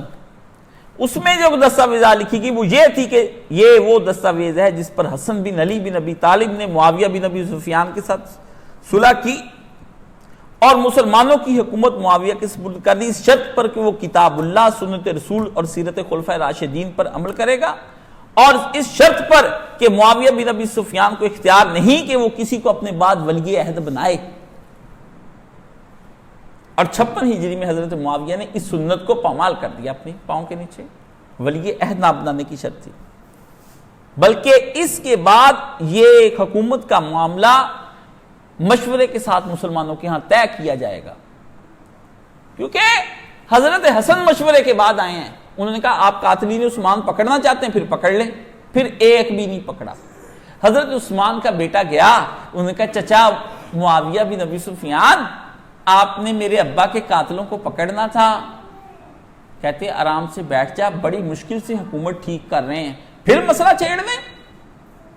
اگر پھر مسئلہ چھیڑ دیں تو علی نے تمہیں جب کہا تھا آرام سے بیٹھ جاؤ میری حکومت بننے دو، مضبوط ہو گیا سارا کام، پھر بندے بھی طلب کر لیں گے، پھر تلاش بھی کر لیں گے. ابھی تو بندہ بھی نہیں پتہ پکڑا جا رہا کس نے کیا کس نے نہیں کیا. تو پھر اس وقت تو تم نے علی کی بات نہ مان کر لاکھوں تابعین صحابہ و تابعین عمار یاسر کی گردن کٹی ہے. اور مزے کی بات ہے یہ حافظ زبیر، ڈاکٹر حافظ محمد زبیر اب تو پتہ نہیں کہاں کہاں سے وہابی آ گئے ہیں. پہلے وہ اسے تنظیم اسلامی کا بیڑا گرک کیا تھا، اب ان کا اوروں کا بیڑا وہابیوں کا کرے. کہتا ہے وہ جی یہ روایت ہی ٹھیک نہیں بخاری شریف کے اندر. اب بیٹا ہولی ہولی تو قرآن مجید کا منکر ہو جائے گا. تو ابھی بخاری شریف پر کہا ٹھیک ہی نہیں ہے، یہ ٹکڑا ہی ٹھیک نہیں ہے. کہ وہ ان کو جنت کی طرف بلاتا ہوگا. کل کو دوسرا حنفی لے آئیں گے کتاب نکال کے رفع یدین والی, اس میں کہیں گے یہ ٹکڑا ٹھیک نہیں ہے, رفع یدین والا فاتح چھوڑ دو, اب نہیں کسی نے بات کرنی رفع یدین فاتح. کیوں؟ بخاری کے اندر جب اتنی باتیں مکس اپ ہو گئی ہیں تو اب کوئی بندہ فاتحہ خلف الامام نہ پڑھے, کوئی بندہ رفع الیدین نہ کرے. یہ اب ایک ہی صف میں کھڑے ہو گئے ہیں محمود و یاز, نہ کوئی حنفی رہا نہ کوئی حنفی نماز. چلو یہ قیامت آئی ہے اسلام کے اندر. بخاری کا انکار کرنا پڑے اس کو کر دو, مسلم کا انکار کرنا پڑے اس کا کر دو, بس اپنے مطلب کو ثابت کری جاؤ. کان سیدھا نہیں پکڑنا, ٹیڑے ٹیڑے گھما گھما کان پکڑنے. بات کون کر رہا ہے؟ ان کے کافر ہونے کی یا ان کی تنقید کی یا ان پر تنقید کی یا ان کو گالی دینے کی, سب و شتم کرنے کی بات کون کر رہا ہے؟ آپ ہی لاتے ہیں بات. ہم نے تو کبھی نہیں آج تک تنقید کی, نہ گالی دی, نہ کچھ اور کہا. جو لکھا محدثین کرام نے وہی ہم تمہارے سامنے لے آئے ہیں. کیسے ممکن ہے؟ یہ ممکن نہیں ہے, یہ ممکن نہیں ہے. اور دوسری شرط رکھی, اور اس کی شرط پر کہ لوگ اللہ کی زمین میں جہاں ہوں گے, خواہ شام میں, خواہ عراق اور حجاز اور یمن میں, لوگ مامون رہیں گے. کیا مطلب؟ کہ ہمارے ساتھی شام, یمن جہاں کہیں بھی ہیں ان علاقوں میں, وہ جو ہمارے ساتھ ہیں, بعد میں اب ان کے لیے دل میں رنج رکھ کر ان کے خلاف کاروائیاں نہیں شروع کر دینی, نیب کے کیس نہیں بنانے ان کے اوپر. اس شرط پر صلح کریں گے, نیب کے کیس نہیں ڈالنے, احتساب بیورو نہیں بنا لینا. اب یہ ہم تمہارے ساتھ صلح کرتے ہیں, ٹھیک ہے. اور اس شرط پر کہ علی کے صحاب اور اس کی ماننے والے اپنی جانوں اور مالوں پر, عورتوں پر مامون ہوں گے, اور اس شرط پر کہ جو کچھ بھی حضرت معاویہ بن ابی سفیان پر خدا کا عہد اور میثاق ہے, اور جو کچھ اللہ نے عہد لیا ہے کسی سے اپنی مخلوق میں, اور اللہ نے جس کی بجاوری کا کسی سے مطالبہ کیا ہے, آپ ہی کو اس کو عطا فرمایا ہے, اس شرط پر کہ نہ حسن بن علی, نہ اس کے بھائی حسین, نہ اہل بیت سے کسی کے ساتھ فریب ہوگا, نہ پوشیدہ نہ ظاہری, اور کوئی کسی پر ظلم نہیں کرے گا. اور اس پر یہ دونوں بندے گواہ ہیں جو حضرت معاویہ کی طرف سے صلح کرنے کے لیے گئے ہیں, کہ ہمارے باپ دادا کو اب گالیاں نہیں دی جائیں گی, ہمارے ماننے چاہنے والوں کو کچھ نہیں کہا جائے گا, حکومت کرو گے ویسے جیسے اللہ کے رسول اور خلفائے راشدین کی ویسے کرنا, اور اپنے بعد اپنا کوئی بھی تم جانشین نہیں بنا کر جاؤ گے. یہ 4 شرطیں رکھ کر انہوں نے گفتگو کی. کریکٹر اسیسینیشن کیا ہوئی کہ وہ کہتے تھے کہ وہ مال اتنا دے دو, 15 لاکھ مانگ لیا, اتنا مانگ لیا, کریکٹر اسیسینیشن. بس یہ کہہ کر کے آپ نے کہا ٹھیک ہے دستخط کر لو, اور پھر وہ دستخط. معاہدے کو کس نے نہیں لکھا؟ جا کر کے آپ دیکھ لیں, اس معاہدے کو سیر اعلام النبلاء نے بھی لکھا, ابن اسیر نے ذوالغبا میں لکھا, ابن حجر اسقلانی نے فتح الباری کے اندر لکھا, شیعوں کے مولویوں نے تو بہار الانوار میں لکھا, ابن ابی الحدید نے اس کو ذکر کیا. سب سکھائے اور بیان کرتے چلے جاتے ہیں. یہ معاہدہ وہاں پر ہو گیا, مگر پھر ہوا کیا؟ اس معاہدے کی کوئی پاسداری کی گئی نہیں, پاسداری نہیں پھر کی گئی. پھر حسن کو خاموشی اختیار کرنی پڑی, معاہدے کی پاسداری نہیں پھر ہوئی. پھر ایک بھی قاتلین عثمان میں سے نہیں پکڑا گیا. ہمیں دکھائیں ایک تاریخ پوری میں سے چھوڑ دیں. حضرت امام حسین کے قاتلین تو مجمع عام کے اندر بخاری شریف کے اندر آتا ہے کہ سر کاٹ کے عبید اللہ ابن زیاد کے پاس اس کے قدموں میں رکھتے ہیں. یہ تو بخاری ہے نا. پہلے ان کے مولوی کہتے ہوتے تھے حضرت حسین کا ساری نہیں کٹا. میں نے کہا تمہارا جس دن کاٹ کے کسی کے پاؤں میں رکھوائیں گے پھر پتہ چل جائے گا کٹا کہ نہیں کٹا. منکر حضرت عثمان کے قاتلین کے نام آج تک نہیں پتا, اور جن کے نام لیتے ہیں وہ سارے صحابہ کرام نکلتے ہیں. عمر ابن الحمق صحابی رسول ہیں, تہذیب و تہذیب میں جا کر دیکھو, جا کر نکال کر دیکھ لیں. یہ محمد بن ابی بکر کا نام بھی لیتے ہیں جو ابو بکر صدیق کا بیٹا آگ میں جلایا ہے. کہتے جب انہوں نے داڑھی پکڑی نا تو انہوں نے کہا بھتیجے تیرا ابا ہوتا تجھے اس حالت میں دیکھتا تو کیا کرتا. حالانکہ یہ بات جھوٹ ہے. یہ جتنی روایتیں بنائی گئی ہیں نا, وہ جس کا نام لیں گے وہ جا کر رجال کی کتابوں میں دیکھو صحابی نکلے گا. اور ہم اس سے توبہ کرتے ہیں کہ کسی صحابی نے حضرت عثمان کو قتل کیا اور ہم اسے توبہ کرتے ہیں، ایسا کچھ نہیں ہے، صحابیوں نے نہیں مارا، ان کا کام ہے یہ پکڑیں، کیوں؟ ہمارا کام ہے قاتلین حسین کا پیچھا کرنا، تمہارا کام ہے قاتلین عثمان کا پیچھا کرنا۔ وہ قاتل کہاں سے آئے؟ کون ان قاتلوں کو لے کر آیا؟ کیوں نہیں حضرت معاویہ رضی اللہ تعالیٰ عنہ کی جو حکومت بنی ہوئی تھی شام میں، حضرت عثمان تک 3 دن کے اندر اندر وہ بندے وہاں سے سارے گورنر آ کے چھڑا سکتے تھے۔ 3 دن کی مسافت کا فیصلہ، 40 روز حضرت عثمان کا محاصرہ رہا، کوئی گورنر حضرت عثمان کو چھڑانے ہی نہیں آیا۔ کہتے جی حضرت عثمان نے روک دیا تھا کہ ان کو میرا قتل کرنے دو، تو جب انہوں نے کہہ دیا میرا قتل کرنے دو، تم آج ہمارے پیچھے کیوں پڑے ہوئے کہ علی نے قاتل عثمان کی پکڑے؟ تم کیوں علی کے پیچھے پڑ گئے؟ جب انہوں نے کہہ دیا اور اس بات کا حضرت معاویہ کو پتہ چل گیا تھا، تو حضرت معاویہ نے مطالبہ پھر کیوں کیا علی سے؟ جب انہوں نے کہہ دیا بھی مجھے قتل کرنے دو، کوئی بات نہیں، میں اللہ کا درویش آدمی ہوں، مجھے مار بھی دیں گے تو کیا، تو پھر انہوں نے مطالبہ کیوں کیا؟ بات کریں ڈھنگ کی، ہمیں پتہ چلے۔ اور مزے کی بات اس کا حافظ زبیر کا میں بتا رہا تھا، حضرت عمار بن یاسر کا جب قتل ہوا ہے تو حضرت معاویہ رضی اللہ تعالیٰ عنہ کو پتہ چلا، اور بات بھی کس نے بتائی؟ اسی عمر بن عاص کے بیٹے حضرت عبداللہ بن عمر بن عاص نے کہ چچا جان حضرت عمار کا قتل ہو گیا ہے، اور رسول خدا نے کہا تھا تجھے ایک باغی گروہ جو قتل کرے گا، جو جہنم کی طرف بلا رہا ہوگا، تو ان کو جنت کی طرف بلا رہا ہوگا۔ تو حضرت معاویہ گھبرا گیا، آپ نے فرمایا کہ ہم نے نہیں قتل کروایا، یہ تو علی نے قتل کروایا، نہ علی لاتا نہ یہ قتل ہوتا۔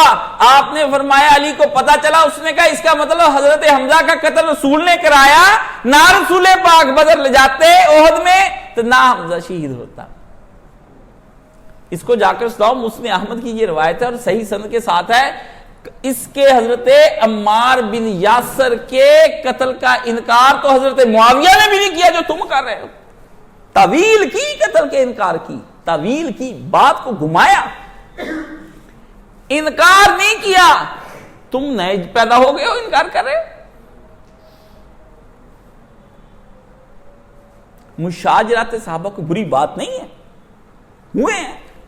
جو تم کہتے ہو کہ کف لسان کرو، اس کا مطلب یہ کہ زبان کو روکو، لفظ بولتے کیا وہ کف لسان فرمائیے گا، کف لسان کر لیتے ہیں، لیکن کف لسان کے معنی آپ نے کیا بنا رکھے ہمیں بتائیے۔ اگر تو یہ عبداللہ بن سبا نے قتل کروائے ہیں پھر تو بات کرنی بنتی کہ اس ظالم کو پکڑو۔ اگر انہوں نے آپس میں خود ہی جھگڑے کیے ہیں اور رسول فیصلہ کر گئے ہوں صحیح حدیث کی بنیاد پر، پھر بھی آپ چپ نہیں رہ سکتے ہیں، کیونکہ قرآن کہتا ہے جب تم میں تنازع ہو جائے فردوا الی اللہ، اللہ اس کے رسول کی طرف لوٹو۔ آپ لوٹتے ہیں، ہم لوٹتے ہیں، آپ لوٹنے نہیں دیتے۔ آپ کہتے ہیں کہ دیکھیں جی آپ نے رفع دین کرنا ہے رسول کی طرف لوٹیں، یہ کرنا ہے تو یہ کام کریں۔ حنفیوں کے ساتھ ہمارے یہ اختلاف ہیں، احناف کا رسول اللہ سے اختلاف، کتاب چھپی مکتبہ اسلامیہ سے۔ احناف کر سکتے اپنے نبی سے اختلاف؟ کتنا بڑا نام لیا ہے، کیا مطلب؟ قریش نے اختلاف کیا تو کیا بن گئے؟ کافر ہو گئے۔ تو پھر لکھ دیں اصحاب کا رسول اللہ سے اختلاف نہ کریں، حضور پاک صلی اللہ علیہ وسلم کی نبوت کو خطرے میں نہ ڈالیں۔ بچوں کا ذہن صاف ہونے دیں، بچوں کو فیصلہ کرنے دیں کہ اسلامی نظام حکومت میں ہم نے یہ غلطیاں کی، اب ہمیں نہیں کرنا، اور ان بچوں کو ہم نصیحت کریں گے کہ ان اختلافات کی بنیاد پر صحاب کو گالی دینا حرام ہے، سب و شتم کرنا حرام ہے، نہ گالی دیں، نہ توہین کریں، اس سے سبق لیں، سبق لیں۔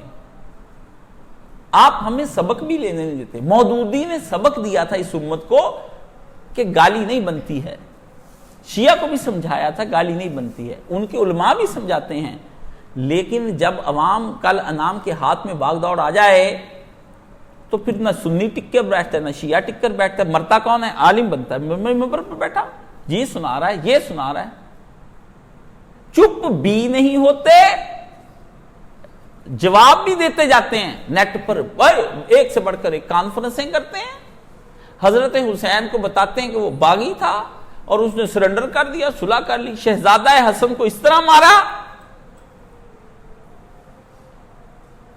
اور جو الزام لگائے ہیں, 4 طرح کے الزام لگائے امام پر. یہ امام حسن کا مقدمہ لڑ رہا ہوں میں, وکیل اہل بیت رسول خدا صلی اللہ علیہ وسلم ہوں میں, ختم نبوت کا پہرے دار ہوں میں, حضور پردور رسول مقبول صلی اللہ علیہ وسلم کے بیٹے حسن اور حسین کے گرد گھوم رہا ہوں قلم کی تلوار اور زبان کی تلوار اور قلب کے ساتھ. کیسے پہرا نہ دوں؟ اگر تلواروں نے اس وقت ساتھ دیا اور میرے پاس تلوار نہیں تھی تو آج ان مظلوم میں ان کو میں چھوڑ جاؤں. جنت کے جوانوں کے سردار ہیں, جنت کے جوانوں کے سردار ہیں. جنتیوں نے تو ان کو کے ساتھ جو ظلم کرنا تھا کر لیا. ان جنت کے جوانوں کے سرداروں کو چھوڑ, تم جنتیوں کی حفاظت تو کرو اشرا بشرا کی, اس کے جوانوں کے آقا اور سردار کی حفاظت نہ کرو. اشرا بشرا پڑھتے ہیں, اشرا بشرا, ان جنتیوں کی حفاظت تو کرو جو رسول کے صحابہ زیادہ زیادہ جنتی ہیں نا. یہی بحث ہوتی تمہاری ہمارے دماغ. تو جنتیوں کے جو سردار ہیں ان کو کچھ نہیں, ان کی حفاظت کرنی. سرداروں کو کہتا کچھ نہیں کرنا, ان کی گردنیں اتار دو, تاریخ میں مار دو, سب کچھ کر دو. حسن کی کریکٹر اسیسینیشن کی جو طریقے اپنائے گئے ہیں, میڈیا, اس کا مالی کرپشن, اس کی بزدلی کرپشن, اس کی جنسی کرپشن, 3-4 کرپشنیں بیان کی حسن کی. اس جب خلافت سے حسن دستبردار ہوئے تو 4 طرح کی کریکٹر اسیسینیشن کی گئی, جو اگلے جمعے بیان کروں گا آپ کو. یہ ہے وہ سب چیزیں. اور یہاں ایک روایت کا تجزیہ کرتا چلا جاؤں, جو سپاہ صحابہ والے بھی اور یہ سارے وہابیون کلہم ناصبیون, ان سے یہ میں کہتا ہوں. بہار الانوار میں ہے کہ جب حضرت حسن نے ٹرانسفر کی ہے حضرت معاویہ رضی اللہ تعالیٰ عنہ کے بارے میں حکومت, تو حضرت حسن کا یہ جو کمانڈر ہے کیس, اس نے حضرت حسن سے کہا مجھے مروا دیں, میں نے اس کے ہاتھ پر بیعت نہیں کرنی, مجھے قتل کروا دیں, میں ذلت نہیں برداشت کر سکتا حسن, مجھے مروا دیں آپ. میں اس آدمی کے سامنے جھکنا نہیں چاہتا جو خلافت کو بیڑا غرق کر رہا ہے, میں نہیں جھکنا چاہتا اس کے سامنے.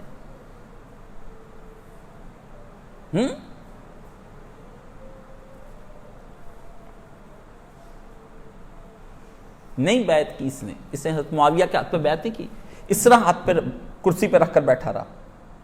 حضرت معاویہ منبر سے اتر کے خود ہی اس کے ہاتھ کے اوپر ہاتھ رکھ کر کہا تیری بیعت میں نے یوں لے لی, تیری بیعت میں نے یوں لے لی. اس نے کہا میرا ہاتھ نہیں کھلنا, کر حسن تو بیعت کر, میرا ہاتھ نہیں کھلنا. میرے باپ نے تیرے باپ نانے کو سار اٹھا کر پورے مدینے مکہ سے اور عرب سے جنگ کی ٹکر لے کر آیا تھا مدینے, اور اپنی مال جان اولاد سب کچھ خرچ کر دیا تیرے باپ نانے کے پیچھے. میں نے تو پورے عرب سے ہم نے ٹکر لے لی تھی, تم مجھے کہتے ہو کہ میں ان کے ساتھ بیعت کر لوں؟ بیعت نہیں ہونی, جو مرضی ہو جائے. امام حسین نے آگے ہو کے کہا ٹھیک ہے ہم تیرے ٹرانسفر کرتے تیرے ہاتھ پر, دستبرداریاں جو کرنی تھی. یہ نہیں اترا. یہاں پر ایک جھوٹی روایت لے کر آتے ہیں کہ حضرت امام حسین نے حضرت کیس سے یہ کہا, کیس کر لے بیعت کہ انہو امامی, کیونکہ وہ ہمارا امام ہے, وہ ہمارا امام ہے, کہ امام کی جو وقت کا حاکم بن جائے اس کی بیعت کی جاتی, امام بن جاتا ہے وہ ہمارا. روایت مجھے یاد ہے آج تک. اللہ تعالیٰ غریق رحمت کرے اور کروڑ کروڑ جنت میں, اور ماں اہل بیت ان کا حشر کرے, اور صدیقین اور نبیین اور صالحین اور شہداء کے ساتھ میرے استاد مفتی محمد اسحاق مرحوم کی اللہ ان کا ان کے ساتھ حشر فرما. مجھے کہتے ہیں, میں نے کہا کہتے ایک روایت تجھے بھی دکھا دوں. جب مسئلہ خراب ہوتا تھا تو مجھے کہتے تھے تجھے ایک اور روایت دکھا دوں. لوگوں نے ان سے پتہ نہیں پڑھا یا نہیں پڑھا, لوگ ان کے پاس جاتے تھے اپنے چکروں مکروں میں. میں چکروں مکروں میں نہیں جاتا تھا, میں حق کی تلاش میں ان کے پاس جاتا. انہوں نے کہا تجھے وقت آ جانا ہے مناظرے میں پیش ہو جانی, پھر تو نہ گھبرا جانا, وہاں پہ تیرے مطالعے میں نہیں آئی بیٹے. بہار الانوار کی نکال کے نہ ہوئی امامی. آگے مجھے کہتے آگے پڑھ, میں گھبرا گیا. میں نے کہا امام حسین نے یہ نہیں کہا کہ معاویہ ہمارا امام ہے، انہو امامی آگے لکھا تھا یعنی الحسن علیہ السلام، کہ حسن علیہ السلام ہمارا امام ہے، جب اس نے بیعت کر لی تو ہمیں بھی نہیں رکنا چاہیے۔ روایت یہ بھی جھوٹی ہے، روایت یہ بھی جھوٹی، تاکہ آپ کو کوئی پیش کرے تو آپ کے چودھری مجھے پہلے ہی پتا ہے۔ مناظرہ ہو گیا میرا ایک مرزئی کے ساتھ، میں مثلا گیا، مولانا صاحب بیٹھے تھے، کوئی مسئلہ ہوا، کوئی بات ہو رہی تھی، بات ہوتے ہوتے مجھے کہتے ایک یار ہے کاشف ادھر الدر المنصور کے اندر میں تجھے ایک روایت دکھا دوں، کہیں وہ نہ مرزئی تجھے دکھا کے پھنسا نہ لے۔ میں نے دیکھا اس میں پڑھی، کہتے یہ روایت ہے۔ میں کہا اچھا جی۔ برسوں بعد مناظرہ ہو گیا، مرزئی نے پکڑ لیا، مرزئی کہتا روایت دکھاؤں گا الدر المنصور کے اندر فلاں فلاں، میں نے کہا جھوٹی ہے، جھوٹی ہے، استاد نے پہلے پڑھائی ہوئی تھی، مجھے پتا جھوٹی ہے۔ صلاح الدین یوسف ناسبی مر گیا، اس دنیا سے چلا گیا، میں تو جہنم نہیں کہتا، اللہ اس کی مغفرت فرما دے، بندوں سے جرم ہو جاتے ہیں، لیکن انہوں نے مولانا اسحاق کی میت پر مرگ پر مجھے فون کر کے کہا تیرا استاد مشرک کافر مر گیا، میں میت پر بیٹھا ہوا ہوں۔ یہ بد کردار لوگ ہیں، ان کی داڑھیوں جھاڑیوں پر نہ جائیں، میں ان کو بڑا بخوبی جانتا ہوں۔ اخلاق کے درس جب ان پر پڑتی ہمیں دیتے ہیں، جب ہمارا وقت ہوتا ہے یہ ہمیں تانے دیتے ہیں۔ مولوی غلام مصطفیٰ ظہیر کے اوپر پرچہ کٹوا دیا جی، اس نے لکھا کہ ناسبیوں کا امام مر گیا، ایف آئی اے کے اندر پرچہ کٹوا کے اس کو اندر دھانے کرانا ہے جی، یہ ونگ ہے حافظ ابتسام لائی ظہیر کا ہے جی، اوپر تک ان کے رابطے اور روابط ہوتے ہیں، جہاں جس مرضی کو چاہے آگے سے کروا لیں۔ کر وہ مر گیا ناسبی، میں اس کے پاس دارالسلام میں بیٹھا تھا، وہاں پر مجھے کہنے لگا ایک روایت ہے جس میں محمد بن حنفیہ کہتے ہیں کہ میں نے تو یزید کو کبھی شراب پیتے نہیں دیکھا، وہ بڑا نیک تھا۔ حضرت محمد بن حنفیہ حضرت علی کی ایک اور بیوی حضرت فاطمہ کے علاوہ ان سے ہیں، تو کہتا یہ گھر کی اہل بیت کی شہادت مل گئی۔ میں نے کہا یہ صفحہ جلد 4 ہے، صفحہ 143 ہے، ابو وانا اس کے اندر جھوٹا راوی ہے اور روایت منقطع، نکال کے پڑھ لے مولوی، تیری عقل نہیں کام کرتی؟ کیوں؟ استاد نے مجھے کہا تھا کاشف اس وقت میرے پاس الانصاف والاشراف نہیں ہے، پر تو نے جو حوالہ یاد کیا ہوا ہے میں نے اس کی تحقیق کر لی، یہ جھوٹا ہے، نکال کے اسی وقت دکھائی۔ جب دکھائی تو مولوی حیران ہوگا۔ میں نے کہا مولوی صاحب لگتا ہے آپ نے کتابیں رکھی ہیں، پڑھتے پڑھتے کوئی نہیں، آپ بھی سجا لیتے ہیں کتابیں، وہی بخاری وہی مسلم وہی طریقے، سب کچھ وہی ہے، وہی فتح الباری ہے جہاں سے ہم دکھاتے ہیں، اور یہ پڑھتے نہیں ہیں، ان کو نصیب ہی نہیں کتاب ان سے۔ کیوں؟ ان کو سوائے رفع الجدین کے فاتح۔ آپ بریلویوں کو مشرک بنانا، ان سے پوچھے کیسے مشرک بنائے جاتے ہیں، چھیما دی لوری جو کہیں بھی نہیں ہے وہ پڑھ سناتے ہیں، فتوے جو کہیں نہیں ہے۔ یہ تازہ اتنا بڑا فتویٰ لکھا ہے، وہ مولانا کا بیٹا جعفر لے گیا مجھ سے، ابھی تک اس کے پاس ہے، وہ فتویٰ ابن نواب صدیق حسن صاحب کا، صاف لکھا ہے اس نے کہ سارے جتنی جنگیں ہوئی اس میں علی حق پر تھا، باقی حضرت معاویہ لوگ سارے لوگ جتنے تھے یہ ٹھیک نہیں تھے، باطل پر تھے، ختم بس۔ سارے کتابیں پڑھا کریں، جائیں نہیں پڑھنی تو بات ٹانگ نہ اڑایا کریں، ہمیں آگے آنے دیں، باقی ہم تو دفاع کرتے رہیں گے ان کا۔ 4 شرطیں رکھی اور ان 4 شرطوں کا پھر حشر کیا کیا یہ آپ کو اگلے جمعے بتاؤں گا۔ 4 یہ شرطیں رکھی، 4 شرطوں کا پھر حشر نشر کیا کیا یہ اگلے جمعے بتاؤں گا۔ 4 ہی شرطیں رکھی، 4 ہی الزام حضرت حسن پر لگائے تاکہ حسن زندگی میں زندہ ہی نہ رہ سکے۔ کیا جرم تھا کہ تمہارے لوگوں کو بچا گیا حسن؟ قتل ہو، یہ اس نے جب کہا بیوہ اور بچے یتیم ہو جائیں گے، حسن کا دل نرم پڑ گیا، اس نے کہا ہاں یار ہو تو جانے ہیں۔ حسن چھوڑ گیا، دستبرداری اختیار کر لی، جیسے مجھے پکڑ لیا، مسجد میں شور مچ گیا ہے جی، وہ ناسبی اکٹھے ہو گئے، وہاں پر شور مچ گیا جی، اس کو کہتے ہیں مسجد کو ڈی سی نے کہا تالا لگا دو۔ میں مسجد کے باہر کھڑا تھا، اثر کی اذان ہوگا اشہد ان لا الہ الا اللہ اشہد ان محمد رسول اللہ، وہاں میں نے 22 سال اذانیں دی تھیں، میں نے ادھر باہر کھڑے ہو کر، مولوی صاحب فرمایا کرتے تھے اس طرح کبھی مسجدوں کو تالا لگنا تو مسجدیں چھوڑ جایا کرتے ہیں، ان کو تالا نہیں لگنے دیتے۔ میں نے کہا کاشف ایک دن بھی اذان ایک وقت کے لیے بند ہو گئی نا، رسول اللہ کے سامنے منہ کالا کرا کے نہ جائیں، خدا تجھے کچھ اور دے دے گا، دے دیا نا پھر خدا نے بہت کچھ، میں محروم کب ہوں؟ اور ان سے وہی نہیں سنبھالی جا رہی، ابھی میرے صدقے اور زکاتیں لے کر مسجد چلاتے ہیں مجھ سے لے کے۔ دستبرداریاں کرنی بڑی مشکل ہوتی ہیں، میں نے دستبرداری کی ہوئی ہے ادھر سے، 22 سال اس مسجد کو ہم نے اپنا خون دیا، 10 سال میں نے وہاں درس قرآن پاک دیا، تفسیریں پڑھائی، حدیثیں پڑھائی، مسجد کی صفائیاں کی۔ تہجد کے وقت میں 12 سال کا تھا جب میں تہجد کے وقت وہاں اذان دینے کے لیے جاتا تھا، سخت سردی کے اندر۔ ہمارے استاد کی یادیں وابستہ تھی اس مسجد کے لیے، ہم نے اپنے گھر والوں سے جنگ کی، لیکن جس دن دستبرداری کرنی پڑی نا تو میں پھر نکلا وہاں سے پڑھتا ہوا حسبی اللہ لا الہ الا اللہ وہو توکلت۔ پڑھ میں نے آیت، اللہ تیرے تو رب کریم، تو تیرا عرش کا مالک ہے، اس سے اچھی عطا فرما دے۔ دستبرداریاں کرانی آسان نہیں ہوتی، سمجھ گیا نا؟ مسجد میری ایک جذباتی قلبی وابستگی پر یہ عالم، جس حسن پر کے ہاتھ پر بیعت ہوئی ہو اور لشکر اس طرح کے ہوں کہ پہاڑوں کی طرح اس کے کہنے پر لشکر چلے، پہاڑوں کے، یہ جبال کا لفظ ہے بخاری شریف کے اندر، پہاڑوں کی طرح جس کے کہنے پر لشکر لڑے، وہ آدمی یہ دیکھ کر کے کہ بچے خون سے نہلا دیے جائیں گے، بیوائیں یہ ہو جائیں گی، اور قاتلین عثمان کا رپھڑ رولا جھگڑا وہیں کا وہیں رہے گا۔ لو جی حضرت تم کہتے تھے پکڑنا ہے، تم پکڑ لو، پکڑے نہیں، پھر گئے، پھر 20 سال حکومت رہی، پکڑے نہیں گئے، پھر یزید کی آئی، پکڑے نہیں گئے، پھر 132 ہجری میں تباہ ہو کے برباد ہو کے بنو امیہ چل گئے، پکڑے نہیں، قاتل نہیں پکڑے گئے۔ قاتل کہاں ہیں؟ لاؤ ہاتھو برہانکم ان کنتم صادقین، لاؤ ایک سند بھی صحیح لے کر آؤ گے، میں کھڑا ہوں ذمہ دار، میں کہوں گا کہ ہمارا موقف غلط ہے۔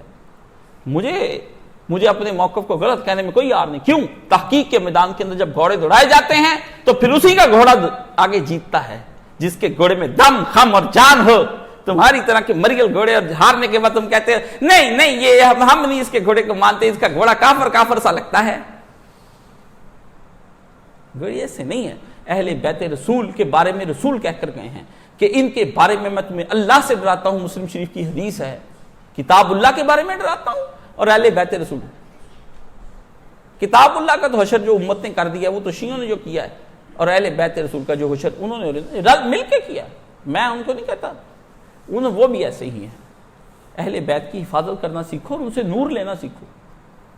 حضرت حسن نے کہا تم جو ہم پہ الزام لگاتے ہو، یہ ابھی الزام نواسب لگاتے ہیں، علی کے دل میں چاہت تھی شروع دن سے ہی کہ میں حکومت کروں، حسن کے دل میں چاہت تھی، حسین لینا چاہتا تھا، اور وہ تو دے گئے حکومت، تم کہتے لینے جاتے ہو؟ الو مقدمہ تو بنا لے، مقدمہ تو بنا، کوئی بات تو کر، فاضل وکیل۔ اہل بیت حسن تو حکومت دے رہے، بنی بنائی، جمی جمائی، لشکروں سمیت، جرنلوں سمیت، وہ تو ٹرانسفر ان کو ایک منٹ نہیں لگا۔ ایک کیوں؟ جس کے وہ نواسے ہیں وہاں پر دیا ہی جاتا ہے، لیا نہیں کچھ جاتا۔ دینے والا ہاتھ تھا حسن کا۔ حسن کے قلب پر جو گزری، لوگوں نے پھر جتنی ملامت کی حضرت حسن کو، اس جھک جانے پر ایک اٹھا اس نے کہا مذل المومنین، اور مومنوں کو ذلت دینے والے۔ حضرت حسن چپ کر کے ادھر کو ہو گئے۔ یا المومنین، اے مومنوں کے لیے آر اور ننگ اور شرمندگی، کیا کہا؟ حسن کو کہا آواز دے کر اور مومنوں کو ذلت دینے والے جا رہا ہے۔ یہ آوازیں پڑھ لیں گے پیچھے مدینہ شریف کے اندر۔ یار المومنین، میر المومنین کہتے ہیں نا، آر دلانا کسی کو، یار المومنین، اور مومنوں کے لیے شرمندگی، اور کدھر کو جا رہا ہے تو؟ حضرت حسن نے مڑ کر کہا الآر خیر من النار، وہ شرمندگی دنیا کی اس جہنم کی آگ سے بہتر ہے، میں اٹھا لوں یہاں۔ حسن کو حسن تھا نا، میر المومنین حسن تھا۔ شہزادے کو گھیر گھار کے اس کو شربت میں زہر پلا کے، اس کی باوفا بیوی کو درہم و دینار کے ذریعے سے بے وفا بنا کے، اس کے خون کے لوتھڑے، اس کے الٹی آئی اور کلیجہ کٹ کے حسن کا زمین پر سارا آ گیا۔ وہ جس کو رسول نے کہا تھا میرا کلیجہ حسن ہے، وہ کلیجہ ہی کٹ کے زمین پر آ گیا۔ مار دیا حسن کو گھیر گھار کے، حسین کو کربلا میں گھیر کر مارا، اس کو یہاں گھیر کر مارا۔ تاریخ میں ننگا کر دو اس حسن کو، کہو کہ اس کی 300 سے زیادہ بیویاں تھیں۔ حرام زادو، تم جن شاہوں نے 300 سے زیادہ اور ہزار سے نہیں، ان سے ریال کھا کر کتو تم بھونکتے ہو، تمہیں عادت ہو گئی ہے۔ ایک صحیح سند سے لا کر دکھائیں، ہم دوبارہ منبر پر نہیں چڑھیں گے، ہم قسم کھاتے ہیں، ورنہ ہم دکھاتے ہیں کہ تمہارے صحابہ نے 70 عورتوں کے ساتھ نکاح کیے اور صحیح سند کے ساتھ، اور البانی نے لکھے ہیں، اور تازہ بھی ایک رسالہ گجرانوالے سے وہابیوں کا نکلا، اس میں اس نے یہ لکھا ہے، اگلے جمعے پڑھ کر سنا دوں گا میں، ہم دکھائیں گے کہ ایک وقت میں 70 عورتوں سے کیسے شادیاں کی۔ نہ کرو، ادھر سے تم جاؤ گے تو پھر اور بہت کچھ ہم سے پاؤ گے، نہ کرو۔ ہمیں تو ہر طرح کی فکر ہے، ہم صحابہ کو لگ بچائیں، اہل بیت رسول کو لگ بچائیں۔ مولانا اسحاق اور میں کیوں اس آگ پہ ہم کھڑے ہیں کہ ایک ہاتھ سے ہمیں ادھر سے صحابہ کے لیے ڈھال، دوسرے ہاتھ سے شل تو ہم ہو رہے ہیں نا، شیعہ ادھر سے ہم کو لتاڑیں، سنی سارے مل کے ادھر سے ہم کو لتاڑیں، ہم اہل حق کا گروہ درمیان میں کھڑے ہیں، اور یہ دونوں مل کر ہم کو گالی دیں۔ ایک شیعہ ملا کہتا یہ کیسا مولوی اسحاق ہے جو خنجر ادھر سے داخل کرتا ہے اور ادھر سے نکال لیتا ہے، امامت کے مسئلے کو مانتا نہیں، ابو بکر اور عمر کا دفاع کرتا ہے جی خنجر، اور ہمیں کافر نہیں کہنے دیتا، کسی کو اہل بیت سے پیار بھی کرتا ہے۔ عجیب بات ہے، کہتا ہے امامت کو انکار خنجر گھسیڑنا ہے اور اہل بیت کا دفاع خنجر نکالنا ہے، کہتا۔ میں نے مولانا سے کہا یہی بات وہ کہہ رہا ہے، ہم کیا کریں، ہم پھنسے ہوئے لوگ ہیں۔ لیکن کیا اہل حق جب پھنس جائیں تو گھبرا جایا کرتے ہیں؟ اہل حق دنیا کی باتیں سن لیا کرتے ہیں، کچھ مسئلہ نہیں اہل حق کے لیے، یہ آپ جتنی گالیاں دیں گے یہ ہمارے درجات کو بلند کرتی ہیں۔ ماننا ہے ماننے، نہیں ماننا تو جائے بھاڑ میں، ہم نے کب کہا ہے ہم کو مانے، ہم نے کب کہا ہے ہمیں مانے، ہمیں ممبر پہ چڑھائیں، ہمیں اباؤ کباؤ دستار اور شیخ الحدیث اور مفسر قرآن کے، ہم تو صحیح طرح سے اردو بھی نہیں بول پاتے ہیں، پنجابی نہیں بول پاتے ہیں، تو ہم سے کچھ نہیں کہہ پاتے ہیں، آپ کو ہماری 20 باتوں کے اندر غلطیاں نظر آتی ہوں گی، لیکن ایک بات پکی ہے کہ ہم اہل بیت رسول کا دفاع کرنے کے لیے اتنے منظم ہیں، اتنے رچ ہیں کہ آپ کی غربت پر اور آپ کی ناقص تحقیق پر ہمیں اب ترس آنے لگا ہے کہ ہم جو اردو دان طبقہ ہیں، تم عربی دان طبقے کے اوپر بازی لے گیا ہے، تمہاری عربیاں دھری کی دھری رہ گئیں، تم ابو جہل کی طرح کی فصیح عربی تو بول پاؤ گے، ٹھیک ہے، ابو لہب کی طرح کی تمہیں بہترین ابار، سرخ رنگ تھا ابو لہب کا، خوبصورت تھا ابو لہب، کپڑے پہنتا تھا سیاہ رنگ کے، چمکتا تھا اس کے اندر اس کا رنگ، آخر کو رسول کے خاندان کا تھا، اتنا پیارا ہینڈسم گڈ لکنگ ابو لہب تھا، چہرے کو دیکھ کر بزرگی لگتی تھی۔ کیا ہوا؟ تبت یدا ابی لہب بما تب، اس کی بیوی حضرت معاویہ کی پھپھی تھی، بنو امیہ کے چودھری خاندان سے، زیور پہنتی، پتہ لگتا گلو بند پہنا ہوا ہے، وامرأتہ حمالۃ الحطب فی جیدہا حبل من مسد، اللہ نے کہا زیور پہن کے گلو بند باہر نکلتی ہے، اس کے گلے کے اندر مونج کی رسی ڈال کے نا کتیا بنا کے اس کے اندر دوزخ میں ڈالوں گا۔ آپ اس پہ نہ جائیے کہ اس کی قرات اچھی ہے، امامہ اچھا ہے، اس نے 50 کتابیں لکھی ہیں، ادارہ فلانا، علوم فلاں، ادارہ فلاں، چھوڑے کتابیں کی کیا بات ہے، عقیدہ کا بتائیں، لائیں عقیدہ، ہاتھ برہانہ کو لاؤ، عقیدہ لاؤ اور رسول خدا کے سامنے تول لو، پتہ چل جائے گا۔ جھوٹی حدیث ہم کو سنانا، جھوٹی حدیث ہم سن رکھی، تو اللہ تعالیٰ آپ کو قدر حضرت امام حسن علیہ السلام کرنے کی توفیق عطا فرمائے، آپ کو یہ قدر شناسی عطا فرمائے کہ جس نے اپنے لیے سب کچھ، اپنے نبی کے نانا کی امت کے لیے سب کچھ دے دیا، سارا مال پیسہ سب کچھ، لے لو تم، لے لو تم، کھا لو، کوئی چیز نہیں رکھی اس حسن نے اپنے لیے، لے لو۔ کس کی یاد تازہ کرائی؟ اپنی نانی کی، خدیجہ رضی اللہ تعالیٰ عنہ، مقروض پوری امت کا، میری نانی نے نہیں کچھ رکھا، میرے نانا نے کچھ نہیں رکھا، میرے باپ علی مرتضیٰ کے پاس کتنے 11 درہم 11 چوانیاں نکلی مرنے کے بعد علی کے، پھر نکال کے لا کے نا پوٹلی، حسن نے اس طرح کر کے نکال کے دکھائی، کہا مسلمانوں تمہارا امیر 11 چوانیاں چھوڑ کر گیا ہے، پیسے جوڑ رہا تھا کہ اس کا ایک غلام لے کر اللہ کی راہ میں آزاد کروں گا، یہ کل سرمایہ ہے۔ جس کی ماں نے آ کے رسول سے اتنا کہا، ابا اب چکی چلا کر کے اور مشکیزیں بھر بھر کے کندھوں میں درد ہونے لگا ہے، دھان پان عورت ہوں، پتلی سی لڑکی ہوں، چھوٹی سی عمر، ابا گھر کا کام نہیں ہوتا، کوئی غلام لونڈی دے دیجئے. رسول خدا نے فرمایا بیٹی یہ لونڈیاں غلام یہ امیروں کے کام ہیں, ہم محمد آل محمد کو ان سے کیا نام کام. پتر رات کو پڑھ کر سو جایا کر 33 دفعہ سبحان اللہ, 33 دفعہ الحمدللہ, 34 بار اللہ اکبر. 2 کام ہوں گے اس سے, ایک دنیا کا ہو جائے گا کہ آخرت کا. دنیا کا کام یہ ہوگا تجھے کبھی تھکاوٹ نہیں ہوگی اور پڑھنے والے کو بھی کبھی نہیں ہوگی, اور آخرت کا یہ کام ہوگا کہ سمندر کی جھاگ برابر بھی تم سب کے گناہ ہوں گے, اللہ معاف فرما دے گا. فاطمہ غلام مانگنے نہ جاتی, مسلمانوں کو تسبیح نہ ملتی.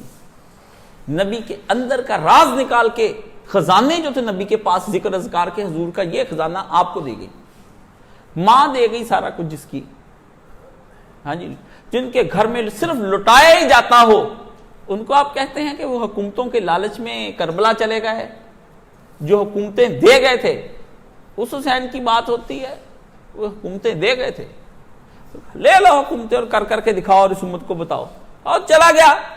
یہ ہمارے ہاں کیوں دور کی بات کریں, لوگ پوچھتے ہیں اور نواز شریف چلا گیا, اس نے کہا لو کروا لو اس سے حکومت, بھیج دو مجھ کو باہر اور الزام لگا کے نیب بیورو کر دو, اس کو لو یہ کرو کراؤ اس سے حکومت. اب اس کے پاس کیا ہے, امت نے دیکھ لیا, بدل جاؤ کہتا ہے, بدل گیا. محمد علی مرزا کہتا ہے یہ وہی آدمی ہے جو تاریخ میں وہاں پر ہوا تھا.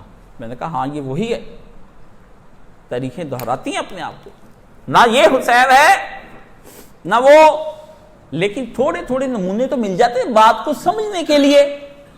یہ میں مثالیں حق باطل کی نہیں دے رہا موجودہ دور کی, میں صرف سمجھنے کا ایک فہم دیتا ہوں آپ کو کہ اس کی ریزیمبلنس اس سے ملتی جلتی ہے. دیکھ لو کتنا شور مچا کر آیا تھا اور پھر کیا کر رہا ہے اس وقت. اس طرح شور مچا کر آئے اور پھر قتل حسین عثمان کا کوئی بدلہ ہی نہیں ہوا, کا بڑی مشکل سے حساب ہاتھ میں آیا ہے. اب آپ تم لوگ کیوں کرتے ہو اس طرح کی باتیں. تو وآخر دعوانا ان الحمدللہ رب العالمین.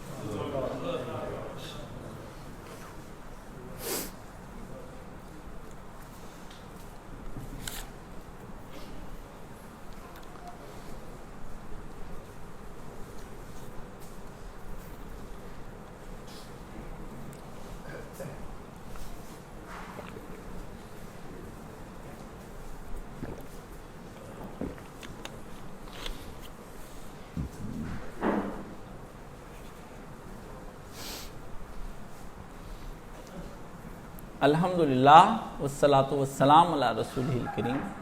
اما بعد, اس اتوار کے روز میں شام کے وقت میں درس نہیں ہوگا, تشریف نہ لائیے. اس اتوار کے روز میں 12 بجے یہاں پر جو اجتماع ہو رہا ہے اس کا ختم کر دوں گا, کیونکہ میں تھک چکا ہوں گا تو مجھ میں اتنی جان نہیں. ویسے تو اجتماع کل کے 9 بجے کا شروع ہو چکا ہے, صبح پھر 5 بجے کے بعد درس چلتے رہے ہیں, 10 بجے تک ہوا ہوں, پھر میں اب کچھ دیر آرام کرنے کے لیے پھر اب اس کے بعد یہ درس دروس. تو ہم نے ایک موضوع تلاش کیا, ہجرت, کہ اس طرح کی مادیت کی دنیا کو چھوڑ کے ایک الگ بستی بسائی جائے جہاں صرف رسول اللہ صلی اللہ علیہ وسلم کی طرح رہا جائے, اتنے گھر میں رہا جائے جتنا نبی نے گھر بنایا, اور جیسا گھر بنایا اس میں رہا جائے, جو کھایا ویسے کھایا جائے, جو پہنا ویسے پہنا جائے, دنیا سے اتنا لیا جائے جتنا کہ میرے نبی نے لیا ہے.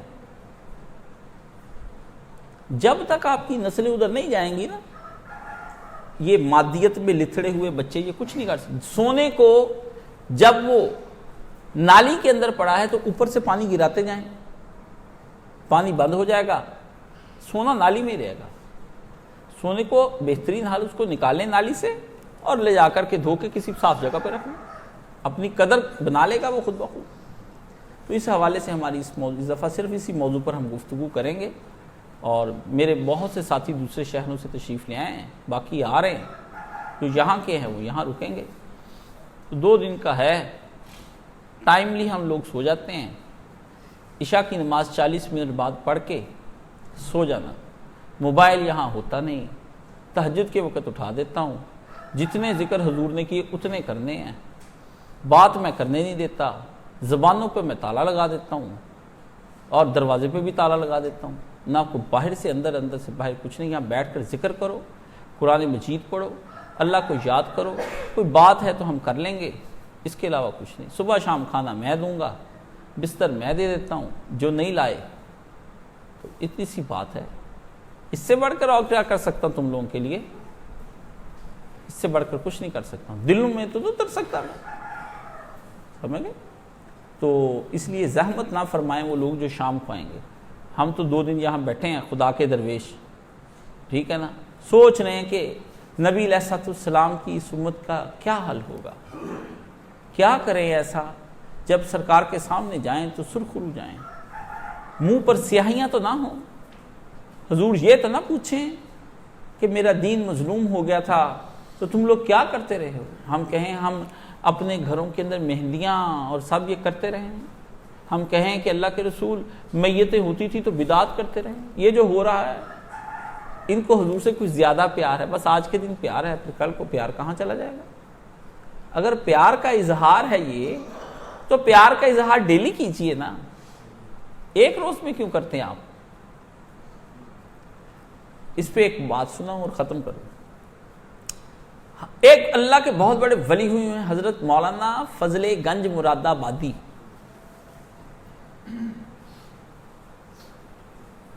یہ ابھی ہوئے ہیں، ہمارے اہل حدیثوں کے جو مولانا وحید الزمان رحمہ اللہ تھے ان کے وہ پیر تھے۔ اب تو آپ کو پیر کے نام سے چڑ ہے نا، مرشد، پیر، امام، ہادی، آپ تو مانتے نہیں ہیں نا، آپ کو تو دماغ خراب کر دیا نا ان وہابیوں نے، پہلے وہ خراب کیا، پھر آپ کو بنایا، پھر بنانے کے بعد آپ کو شترے بے مہار بنا دیا، اب آپ پھرتے ہیں میر خار اور کو پوچھتا نہیں، جس کے منہ میں جو آتا ہے بکتا ہے، تو وہ تربیت ہوتی تھی۔ تو حضرت فضل گنج مراد آبادی رحمہ اللہ سے کسی نے کہا حضور یہ ربیع الاول کا مہینہ ہے اور سارے لوگ جو ہیں میلاد شریف مناتے ہیں، تو آپ یہاں میلاد شریف کیوں نہیں منا رہے؟ آپ نے فرمایا بیٹا میلاد وہ منائیں جن کو رسول خدا بھول چکے ہیں، میں تو ہر وقت حالت میلاد میں ہی رہتا ہوں، میں تو بھولا ہی نہیں سرکار کو، سرکار کو میں بھولا ہی نہیں۔ جس کو نبی کے دین کی تڑپ اور لگن ہے وہ حالت میلاد میں ہے۔ وہ کب نکلا ہے حالت میلاد سے؟ جو ہجرتوں کا سوچیں، جو دین کو غالب کرنے کا سوچیں، جو آج بھی درس دیں، کل بھی درس دیں، وہ ہم کب حال میلاد کیا ہے؟ پیغمبر کے آنے کی خوشی۔ تو میں تو اپنے نبی کے آنے کی اتنی خوشی ہے کہ میں 24 گھنٹے اور سال کے 365 دنوں میں آج تک اس خوشی سے باہر نکلا ہی نہیں،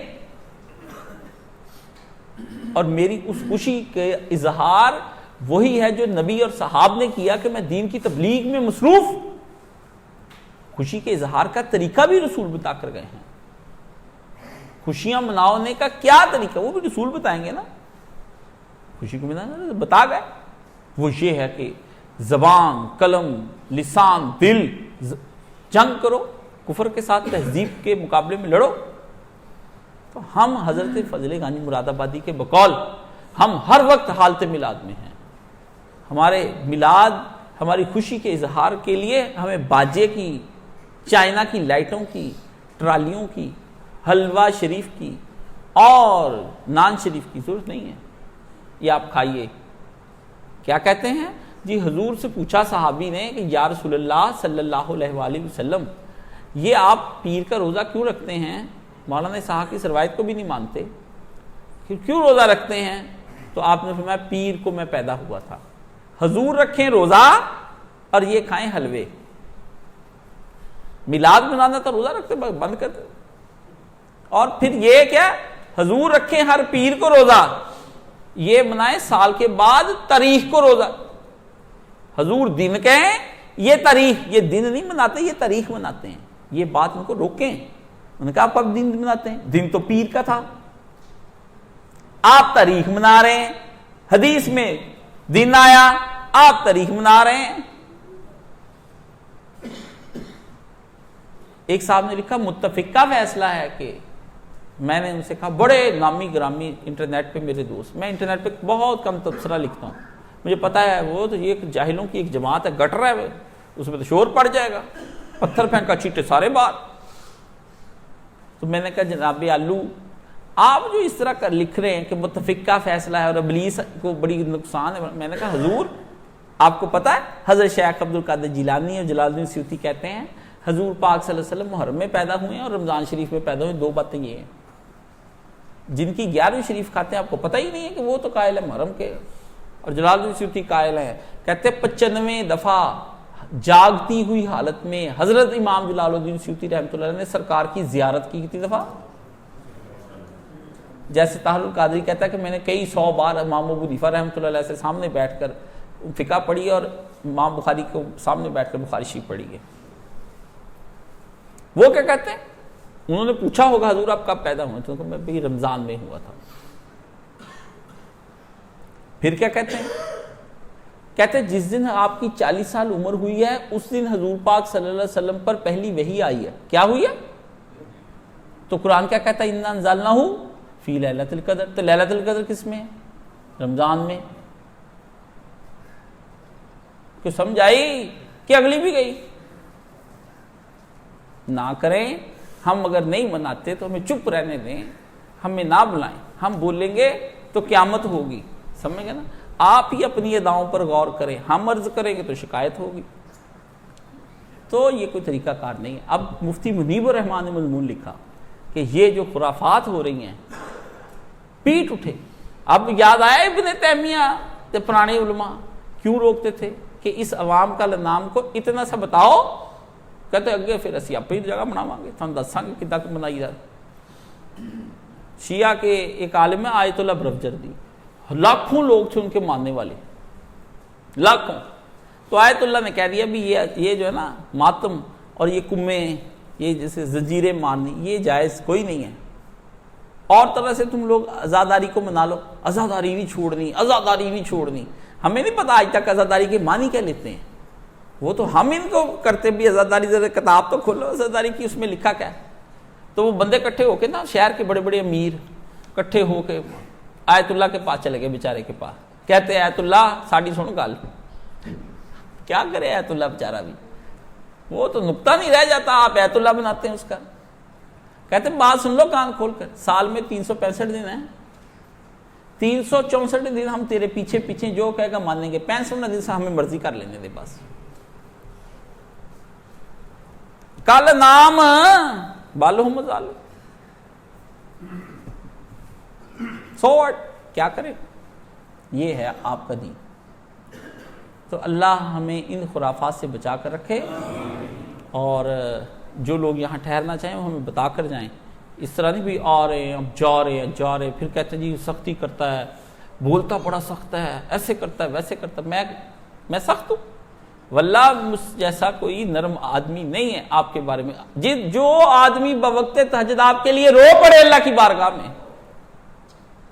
اور کہے کہ اللہ 1.5 ارب مسلمانوں کے لیے تیرے سامنے مغفرت کا سوال کرتا ہوں، ایک کا نہیں 1.5 ارب، اور باقی 4.5 ارب کے بارے میں ہدایت کا سوال کرتا ہوں۔ 7 ارب انسانوں کی مغفرت اور ہدایت رات کو مانگ کر سوئے، ٹھیک ہے نا؟ اور اللہ وہ جھنڈا لہراتا ہوا ایک مشرق میں ایک مغرب میں، توحید ہی توحید ہو، زمین پر کچھ نہ ہو۔ جیسے فرشتے تیری زمین پر رہتے ہیں، میں بھی فرشتوں کو دکھاؤں کہ تم نے اگر آسمان پر خدا کی بادشاہی کو مقدس رکھا ہے، ہم انسانوں نے بھی یہاں پر مقدس کر رکھا ہے، آؤ ہم سے مقابلہ کرو۔ تم تو کہتے ہو نحن نسبح و نقدس لک، ادھر بھی دیکھو نسبح و نقدس لک ہو رہا ہے۔ یہ ایک دل کی بات ہے، میں سخت نہیں ہوں، لیکن میں یہ کہتا ہوں ہمارے نظام میں خلل نہ ڈالیں، جائیں اگر آپ بد نظم آدمی ہے تو ہمارا ڈسپلن تو خراب نہ کریں۔ باقی تو اللہ تعالیٰ سب کو ہدایت عطا فرمائے۔ کوئی اور بات کہنے کی تو نہیں؟ اچھا، سبحان اللہ والحمد للہ ولا الہ الا اللہ اکبر ولا حول ولا قوۃ الا باللہ العظیم۔ اللہم صلی علی محمد وعلی آل محمد کما صلیت علی ابراہیم وعلی آل ابراہیم انک حمید مجید۔ اللہم بارک علی محمد وعلی آل محمد کما بارکت علی ابراہیم وعلی آل ابراہیم انک حمید مجید۔ اللہم اشف کل مریض، اللہم رد کل غریب، اللہم اقض دین کل مدین، اللہم اصلح کل فاسد من امور المسلمین، اللہم انصر الاسلام والمسلمین واخذل الکافرۃ والمشرکین، اللہم انصر من نصر دین محمد صلی اللہ علیہ وسلم واخذل من خذل دین محمد صلی اللہ علیہ وسلم۔ ربنا آتنا فی الدنیا حسنۃ وفی الآخرۃ حسنۃ وقنا عذاب النار ربنا اللہم اغفر للمؤمنین والمؤمنات والمسلمین والمسلمات الاحیاء منہم ان اللہ یأمر بالعدل والإحسان وإیتاء ذی القربى وینہی عن الفحشاء والمنکر والبغی یعظکم لعلکم تذکرون.